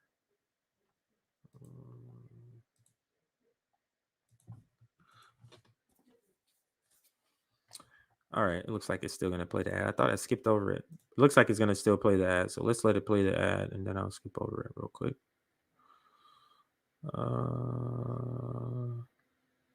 Skip. All right, so let me kind of take it back a little bit here. Oh, they played a video there. That's awesome. What I want to do is go back because they have the tweet up here. Let's go back here. I may go back a little further, but let's see where we're starting here.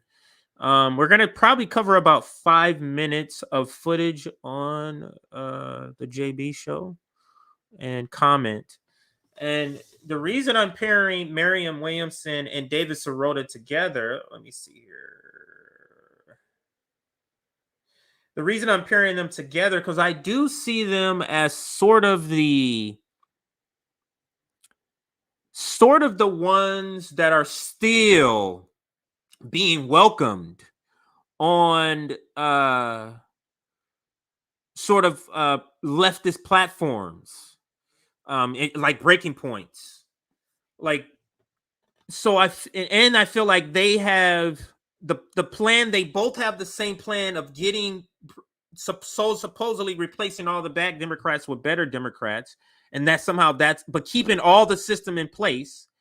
I see them as having the furthest reach.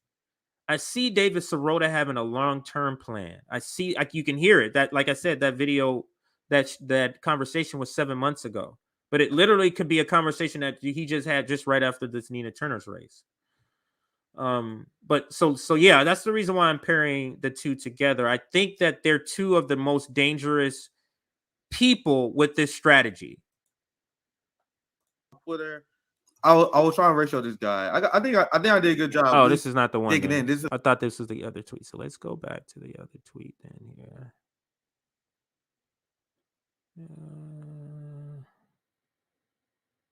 My bad. I thought that was it. Anyway. So let's listen here. I can't find it. Because these people that's not online, they don't know that Democrats took our word. You know what I'm saying? We got real Black Panthers out. Hang on a second.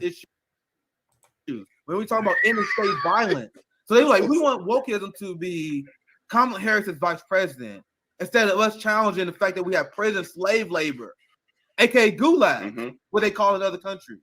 So when you engage with the culture war, agreeing with the right, you are allowing liberals to hijack this issue for breaking down the analysis that doesn't fucking really exist. So look at this tweet. Oh, I didn't go further enough back. Okay, so I wanted him to show the tweet. Okay, so my bad. That was me then. I was waiting for it to pop up. I just didn't go further enough or far enough back in the video. So now here is. Think you're in a different car just because we're gonna go after JB's analogy. I remember that analogy. Look, my hair looks already wild. I want to pull it out because this is crazy. Nick, please make some sense of this. Before I dive into this shit lib logic, I want to our man Rome was in the house. Our boy Rome was like, we gonna pop in. We're gonna have fun this Sunday. Oh, Rome is in here. Oh Lord. JB still got a panel today. Rome. We want to get you in here. Let's go. Let me drink my tea. We gotta see Rome in his full glory, right? What's going on, man? I'm gonna like, how convincing is that argument, man? Like, we got Jim Crow Joe in, we got Democrats controlling all the government. But if only we get more Democrats in government, we can somehow get rid of fascism. Even though Democrats doubled down on Trump fascism. Rome, please make sense of this. I mean, if we can't, I mean, like if I don't see it happening anywhere else, like All right, let me see if this is real or not. I can't take all this nihilism. Sirota brings his comfy Okay, no, that's sarcasm. Okay, I didn't see the comfy part. So, but I like the comment still, even if it's sarcastic. I didn't know if you were being serious. So I can't take all this nihilism. Sirota brings his comfy optimism, and I can buy dinner with that. Great comment. And then, oh yeah, Zoya, heard about that. Ooh, okay, so that's something else. Sorry. Okay, here goes a super chat. I missed 1 or 2, 3 last time, so my apologies for those I missed.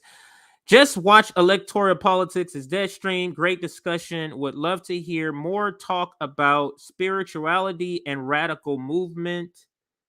What is that? Is it IE? IE. Okay. Oh, that's an inverted print. Okay.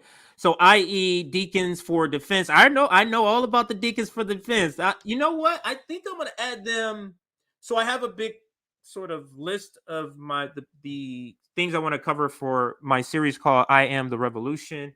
Like I'm gonna be doing one on Mumia this week, and what is my other one? Oh, what is the revolution? What is the Vanguard? Lenin. When we're talking about Marxist Leninists, what is the Vanguard? I'll be talking about that. And then I'll also be covering the CIA operation Mockingbird. I'll also be covering that. That'll be part of my stream called the Propaganda Report. So this Deacons of Defense, I'm getting said all of that to get to this to say Deacons of Defense. I can add that to my I Am the Revolution list. So great suggestion. Thank you for that. I'm gonna start that. And actually, let me see. Lucretia. I know that name. I haven't seen that name in a long time. Hang on a second here. What's happening in the chat? Oh, okay. They're talking about something else. Nothing important for me until I get off. I'll discuss. But Lucretia Williams, thank you for your super chat. Let me make sure no one else.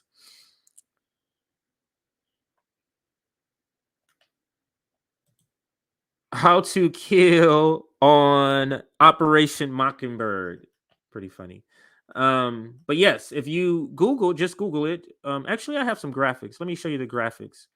I know I'm jumping around, but this is what CJ does, or this is what I do, however you want to take it, third person or first person. Let me show you some of the graphics, or the graphics for my upcoming episode, since we're here. And this is when I will remember. Did I do it from my account? Did it come from the main RBN account? I think I did it from my account.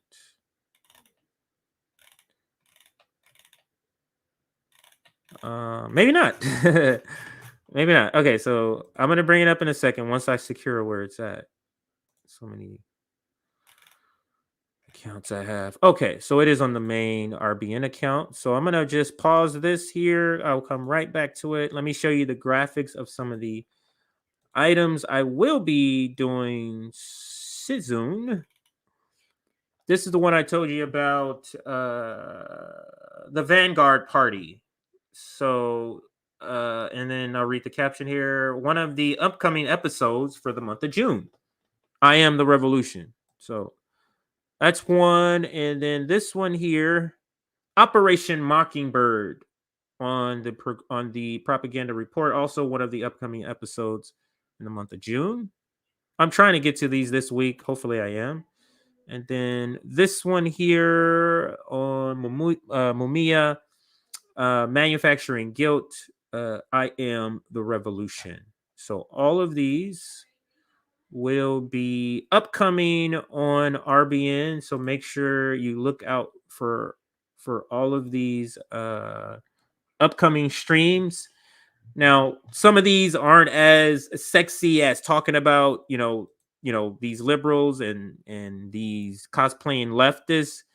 But we have to have revolutionary discipline and revolutionary interests in things like this that give us a more educational understanding of the revolution.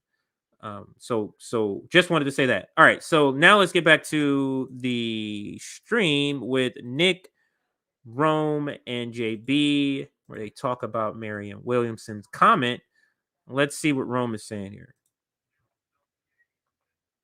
We can take examples from other countries who actually live under, strong arm dictatorships or whatnot. They're not just covering it up like America does with this ugly, stinking ass blanket of whatever. But we have no examples of this actually happening. We have no examples of people voting out fascists. Like, what is a vote to a fascist anyway? I'm gonna look at your vote like, huh, that's cute. Now I'm about to kill you. Like, what the fuck? Do you know the definition of fascism? But I think a lot of people... So you're telling me there would have been a vote and Hitler would have been voted out. He would have been like, oh, the people voted. Okay, let's close up the concentration camps. We're out of here, guys. We got voted out. The absurdity of that. The absurdity of that. Yeah, it's ridiculous. So let's listen. It's just so ridiculous that sometimes I have to laugh about some of the shit that these people say. But let's listen to Rome. Let's listen to more what Rome is saying here. They don't want to come, you know what I'm saying, with the terms of how evil the system actually is and how evil our government actually is, and they're gonna have to face reality like, damn, okay, if we can't vote our way out, how do we stop them? And this is the argument I get a lot because I'm not a fan of voting, up or down, sideways or whatever. And people always say, well, how do you gain power? How did they gain power? How did the people that led the revolution, the American Revolution, gain their power? So we are dealing with the same types of people that took over during the American Revolution. So how did they gain their power? All right, put 1 and 2 together. Stop pussyfooting around this shit. You guys are dealing with people who write up your lives daily. Like, what the fuck? If I was in power, man, if I was a dictator or a fascist, you guys are protest, riot, do whatever the fuck you want. I don't care. It's not gonna hurt me. I'm still gonna be rich and I'm still gonna lead over you, whether you like it or not, like they do now. Mm-hmm. Fuck. No, that is the perfect example of a white liberal over here from Marianne Williamson, and the difference between privilege. And you guys saw the difference of privilege between me when I spoke with Destiny. Like, these people who do really well, who dominate our uncivilized society, they want to convince themselves that we need to civilize the society because it makes them feel better about their ill-guided games. And for Marianne Williamson said we can vote out fascism, I want to just ask her, what does she think fascism is? Right. What does she think the characteristics of fascism? Why you think I can show you. Now, I didn't at this part of the stream is where I kind of skipped over, so I never saw him. I don't know what he brings up when what she describes as fascism. So let's see if it actually is here, because JB says he has it. Let's see. Is Donald Trump upholding Biden's laws? That's what fascism is to these people, because that's all he was doing. That's all he was doing. And I bet you guys can answer this question. And I'll pass it to you, JB, because I want JB to educate us today, right? They can't even define what fascism is. They don't even know what it is. I used to mock conservatives and Trump supporters for being dumb, for lack of a better term, for their political naivete. But liberals are the same. They just toss around terms. And Marianne Williamson is going to continue to vote blue, even though Joe Biden doubled down on all of Trump's fascist policies, including cracking down on journalists. But you realize that boutique liberals don't care about Joe Biden cracking down on journalists, cracking down on freedom of speech and BDS, for example. But James, I would love to get your thoughts. Okay. All right. So first, what I want to do is I would like to finish this part first, just so that we can get to what she said first. So Iconoclast, shout out to Iconoclast. Professor DNA said, "You can't vote out fascism." Marianne Williamson responds, "You absolutely can." I'm going to show you why. What is fascism? This is, first of all, we need to go to the definition of fascism. Let's go to Merriam-Webster, another Marianne. So let's go and get the definition from the Merriam-Webster dictionary. Definition of fascism says a political philosophy, movement, or regime, such as that of the fascisti, that exalts a nation and often race above individuals, that stands for a centralized autocratic government headed by a dictatorial leader, severe economic and social regimentation, and forced suppression and opposition. So that's the definition of fascism according to Merriam-Webster. Now, there is a more detailed version of this that I would like to You might be asking yourself, Wow, can you JD actually has a create commercial on his high-quality shit. live streams for free? Well, with StreamYard, the answer is yes. Bye. StreamYard allows you to live stream up to 20. All right, sorry guys, or guys and gals and people. really get into. So he's going to bring up a Michael And I am going Parenti to video defer to a that professor talks about really quick. Nick, you're gonna love me really quick. You're gonna love me, man. what is fascism? Okay, so this is Black Shirts and Reds by Dr. Michael Parenti, right? So, in Dr. Michael Parenti's book, in Black Shirts and Reds, right in the first part, it talks about the onset of fascism and how it came about. So I'm going to be doing a little bit of this reading, but I'm doing this to give historical context as to what it is and how it parallels to today. Okay, I'm going to skip that reading because I want to get to Marianne Williamson's reading of it. So let me get right here. He's gonna say he's not gonna do anything about it, but he can tweet about it. This is what happened, and I told liberals they was going against me. I told them, y'all gave us Hitler and y'all gave us Joe Biden. This dude shows this. Like I just mentioned in this book, this isn't any secrets or anything. Socialist Democrats, all the people that's against communists, they always gonna ride with fascism because communism. Yeah, a second. Party culture war. In this video, my response to it, because I told you I didn't see this. I literally saw. That's why I had to see it again. Cause I want to make sure before I go in. I'm like, I want to watch it again before I go in. Oh, you're talking about this video. Out of the Hill, where they were talking about what AOC said. So just give me 1 second. Let me share my screen. Okay, this is something I haven't seen yet. So let me see. Even I think I may have retweeted this, but I didn't click the video. Right. So let me see what this says. Hang on. She got another video. I ain't seen this yet. This is my first time seeing this. Let's see. Yep. I saw it this morning. That's what I get. All right. I'll see you guys on the other side.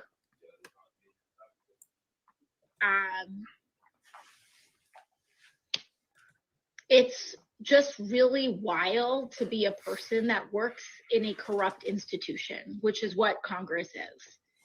And to try and be a normal person surrounded by so much decay and moral emptiness that frankly transcends party is very difficult. I was up until 5 o'clock in the morning last night. I could not sleep thinking about those babies. So here's my question. Which babies? All the babies that she got killed.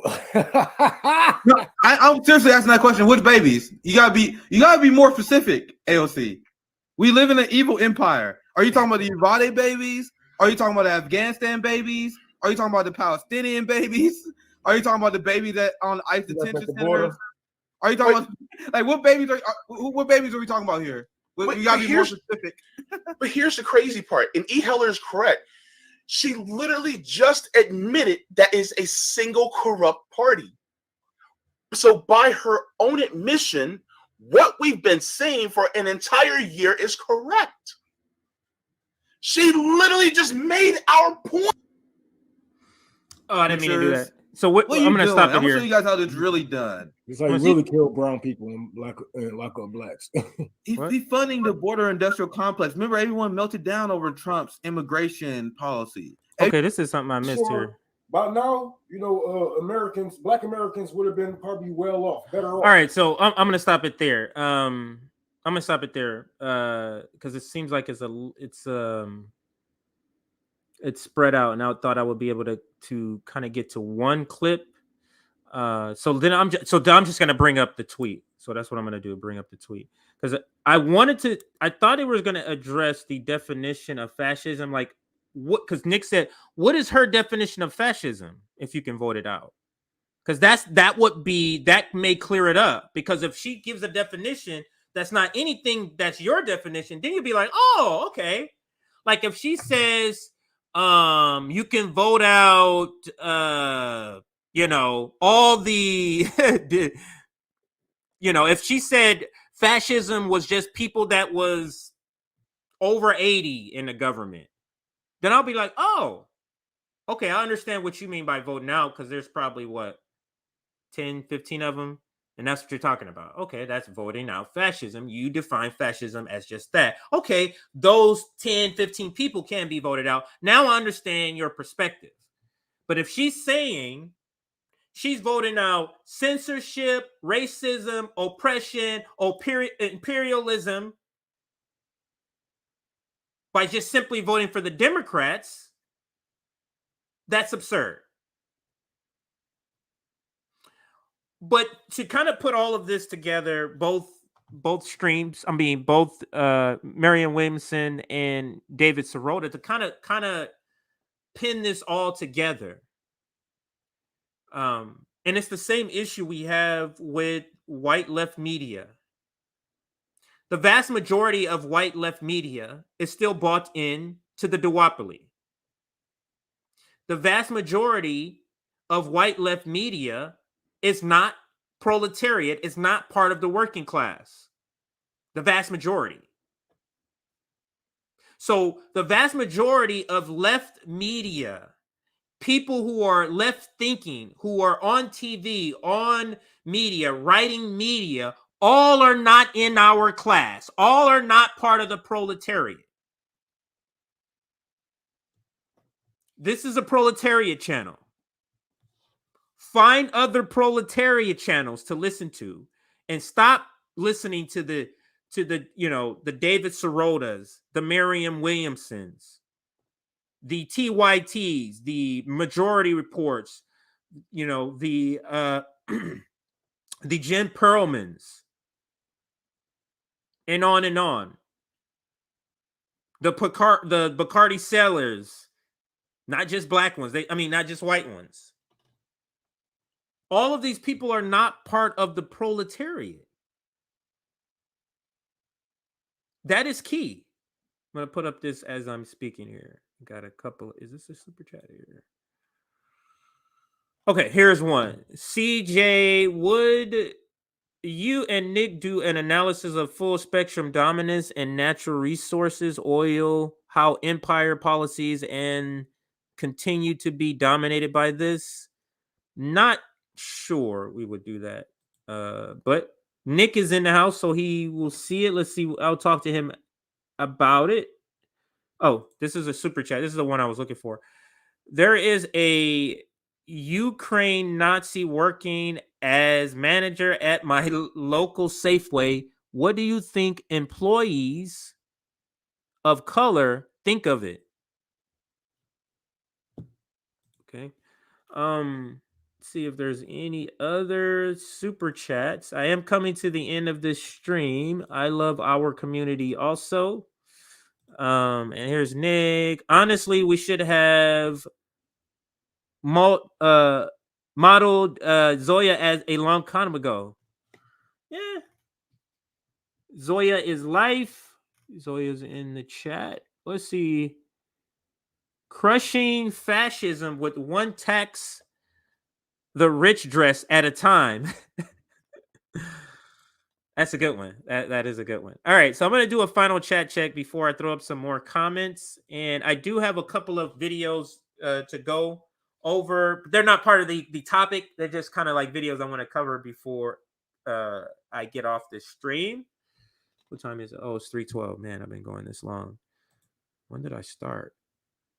2 hours. Okay. All right. Yeah, I got to be getting off. Time to go get my kids. Nick and CJ show will be later tonight. We're at 100 or 419 likes.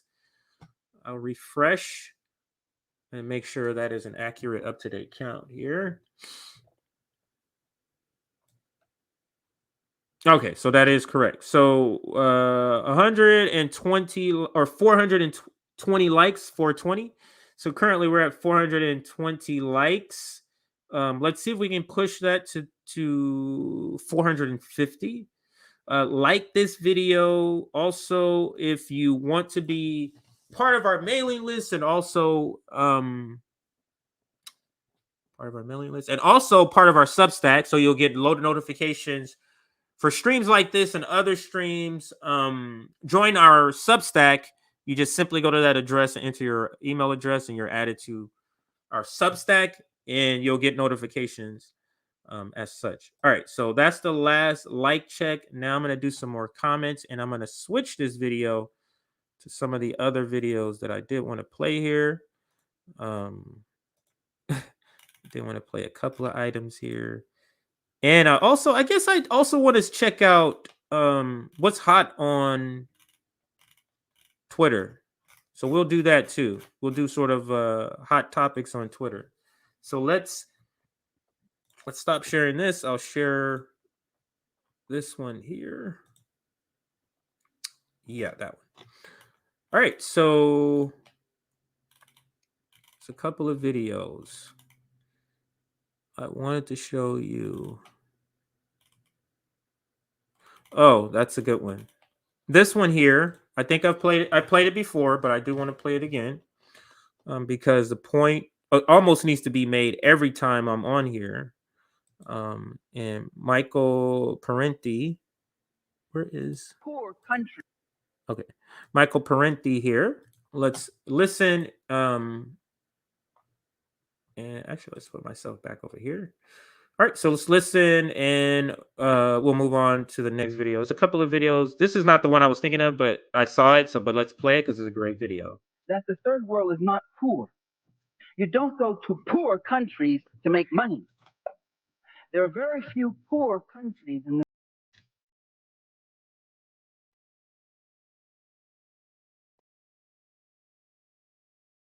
world.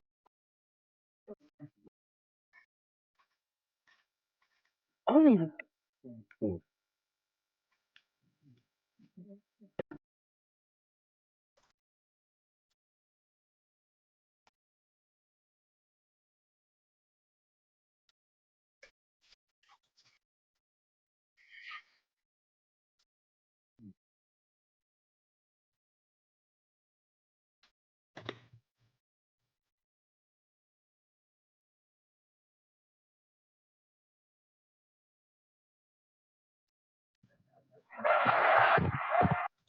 that the third world is not poor. You don't go to poor. That is such a great point, that they're not underdeveloped. They're overly exploited. So, so somebody had a question about if we would do full spectrum dominance, and then Nick's response is here. Yeah, me and Zoya can do a stream about full spectrum dominance. So I have a pet peeve about people suggesting topics to me. So that's what you saw earlier. So sorry about that. But Nick will cover it. Yeah, I don't like people suggesting topics to me because I'm a person that feels the topic. Like this topic wasn't planned. I kind of like make graphics, but I don't do the stream until I can feel it because I have to feel the conversation for me to feel like the conversation goes well. So I don't like taking suggestions, and that's why I kind of just skipped over it. I didn't want to say that. I just wanted to read it and move on. But since Nick is covering it, I can put it out there. Yeah, I don't take topic suggestions. Dear friends, RBN is demonetized, so if you can, please go to Patreon, type in Revolutionary Blackout, and break off a few bucks. RBN team works really hard and needs to eat. This ain't TYT. Thank you, Zoe, for saying that. I gotta add that to my. I always remember the likes, and I always remember the chat check. I need to add Patreon to that because what we want to do, more support would be great, or more support would allow us to do more things that we want to do. Like we would like to make this network actually give you more content. So that's something in the future. Like we want, like Rome's vision is to also have like missing children segment, to have like a cop watch segment, to have like entertainment, not just politics, like to talk about other stuff from a leftist perspective. It can be talking about comedy, and then for me, I want to have comedy on this. That's my background, having production. So I initially wanted to do something like that. We'll see what happens with that. But yeah, so hopefully, but yeah, we do need funds to do that. So, but we're not asking you if you're struggling. If you're able to contribute, that's what we're looking for. Okay. So Maria, that's what Maria was saying. No answer. So Nick answered in the comments. I didn't answer. Yeah. Oh, because she said this. No answer. Bye. Yeah. I mean, would let me ask this question to the audience. I guess you can answer me. Would you like me to be that honest? Like if somebody says, "Hey, can you do this?" and I'm like, "I don't take suggestions, so no." Or would you like me to like just read it, kind of finesse it, and move on?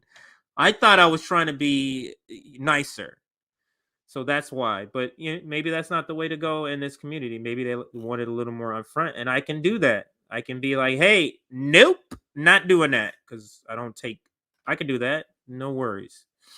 Good to know you don't like that kind of stuff, CJ. Thanks for letting us know. Yeah, I don't. I mean, it's a lot of reasons. It assumes I know a topic that I may not know about. It assumes I may have a perspective that I don't have about that topic. Just a lot of things. And then, but the bottom line for me is that I have to feel the conversation in order for me to do that. For me, that's when I have my best streams, in my opinion. Yes, he is. So, how can that dog be light on there? Okay. Oh, okay. So now let's get to the videos that I wanted to share with everybody. So, and then let's do some trends first. What is everybody talking about first? So this is what Twitter suggests for me. Jimmy Carter's trending. He's not dead, is he? White House worried about Jimmy Carter. Okay, hold on a second. White House worried about Jimmy Carter parallels to Biden. Oh, so let's see what this is a fake. Is this real Brooklyn Dad? Is this real Brooklyn Dad? Because I've seen a bunch of fake accounts. Let's see if this real. Maybe this is real Brooklyn Dad. Yeah. He's also a paid POS. Since President Jimmy Carter's trending, it's good to remind folks that he is an amazing human being. So he went that route because it's trending to compare Jim. You see how he's trying to throw it off. You see how he's here to help. You see what he's doing? He's taking the criticism of Joe Biden on the internet being compared to a one-term president like Jimmy Carter. He's taking it and co-opting it. And you see how the algorithm is pushing his tweets? You see that?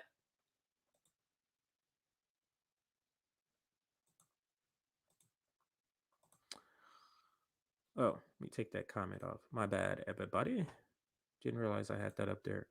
But let's go back to that. So, but that's can't trust shit now. Biden is worried he's going to get compared to Jimmy Carter, not chance. He's so much worse than Carter. Yeah, he's not as good a person, like Brooklyn Dad was saying. He's not as a good person as him, but he's going to be a one-term president. He's going to be a one-term president. Let's see, is anything else? Breaking report. Biden furious he's trailing Trump in polls, erupted at staff for keeping him out of the loop in baby formula crisis. Now, who is Chuck Capella? Former candidate. Wow. So I guess it pays to do what's trending on Twitter, because you learn some stuff. Wow. So let's see if there's anything else going on here. Is this the report? That's a Fox News. Let me see if I can find another report.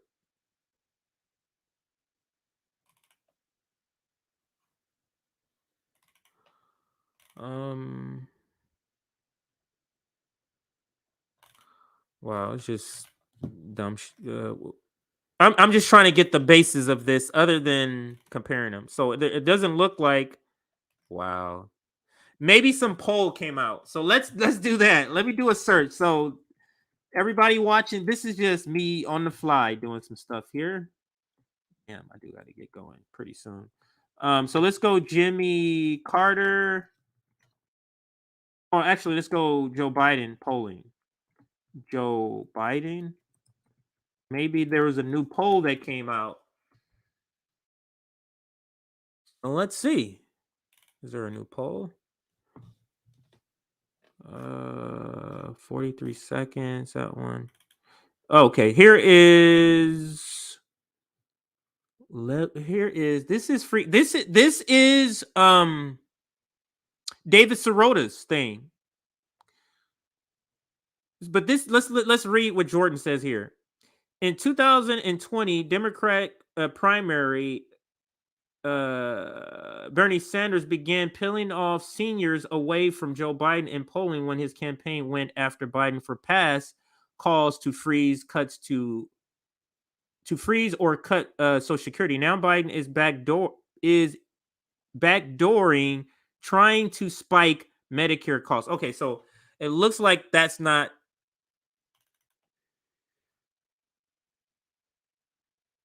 Okay, so it looks so far, all I've been able to find are that's current, are articles from more conservative sort of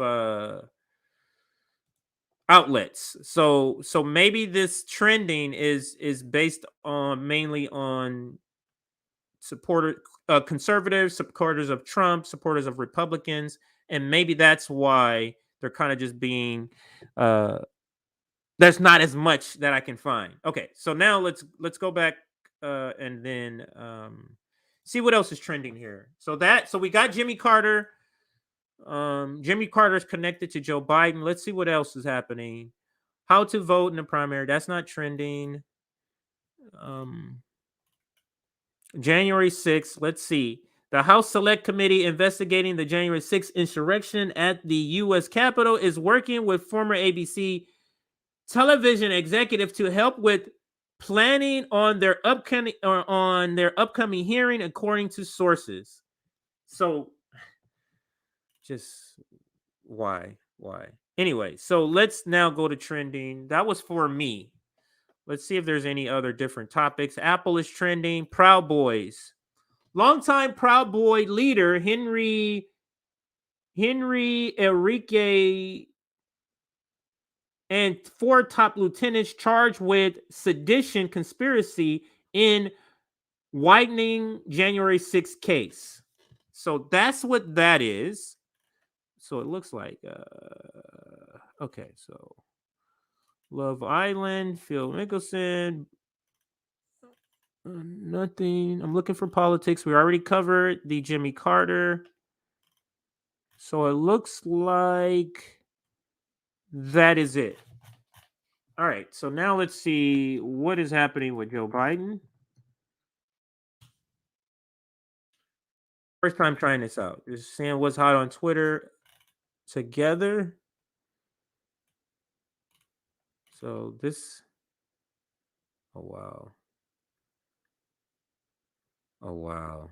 That's what they doing, huh? All right, that looks like a conservative put this up, but let's like a Trump supporter. So, you know, just giving you full disclosure about where this video is. So let's play it. I think it's of Joe Biden. Let's play it here.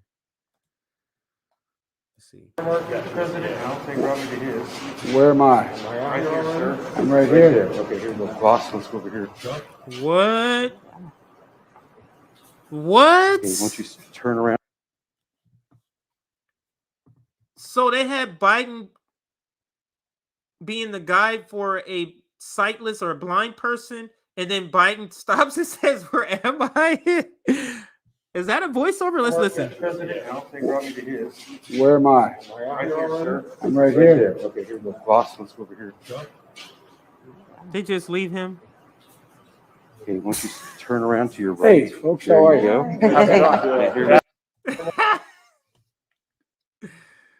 Why are they doing Joe Biden like that? Why are they doing Joe Biden like that? Oh man. All right, everybody. I think we've come to an end of the stream. I prolonged it as long as I could. 2 hours, 40 minutes. We're gonna be getting off. I think we covered the main topic pretty well. Let me now go to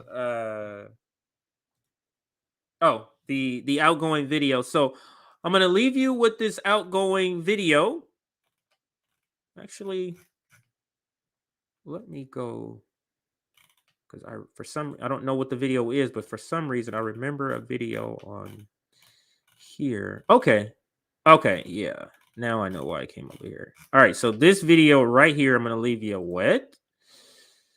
Pretty interesting video, but the title is "Has Religion Railroaded Black People into Believing It's Okay to Suffer on Earth because one day you will make it to heaven?" That's the caption for this video. Not going to return after this video. The stream will end after this video. Make sure you like this video and share on your way out. Thank you for joining me on Twitter, on Twitch. I don't think we were on Facebook today, and Rockfin, and also, of course, on YouTube. But again, I'm going to leave you with this video. Pretty interesting video. See everybody tomorrow. Do you think Christianity has railroaded the Black people into believing it is okay to suffer on earth? Because one day, if you do right and abide by the Bible, you will make it to heaven. I'm not going to say that it's railroading us. I'm not going to say that. Some things we do, we railroad ourselves. Right? Okay.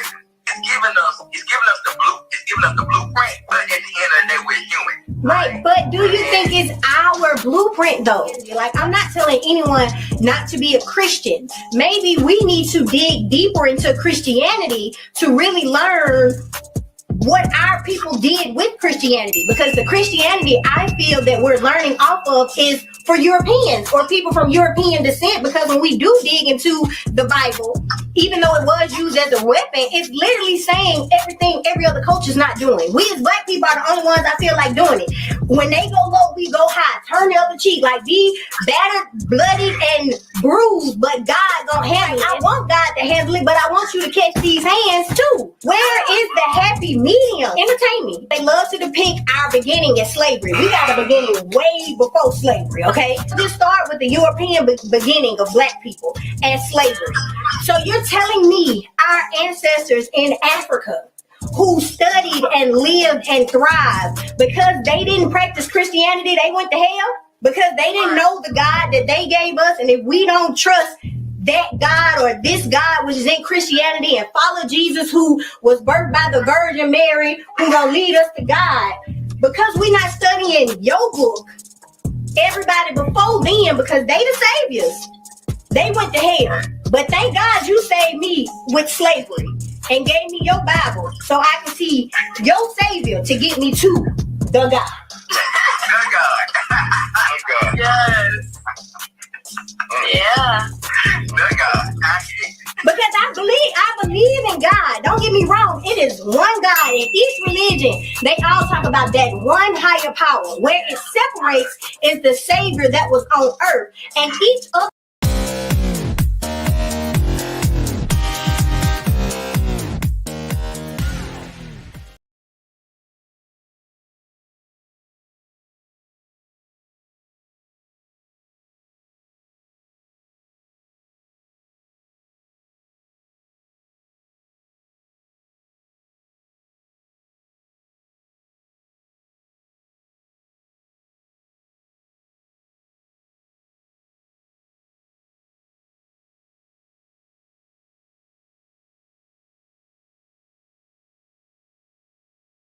A year after Lincoln's assassination, the party passes the Civil Rights Act of 1866. They fight to make sure that black men have the same right to vote with new laws and constitutional amendments. But something had happened during the Civil War that began changing the young Republican Party.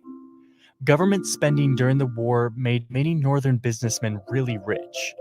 Gradually, these wealthy financiers and industrialists start taking more and more of a leadership role in the Republican Party. They want to hold on to power, and they don't think that fighting for black rights in a mostly white country is the best way to do that. Meanwhile, the South is resisting these new racial reforms, often violently. And most white Republican voters and leaders now feel that they've done enough for black citizens in the South, and it's time to emphasize other issues. So in 1870, the party basically gives up on reforming the South, deciding instead to leave it to its own devices. The region becomes politically dominated by white Democrats.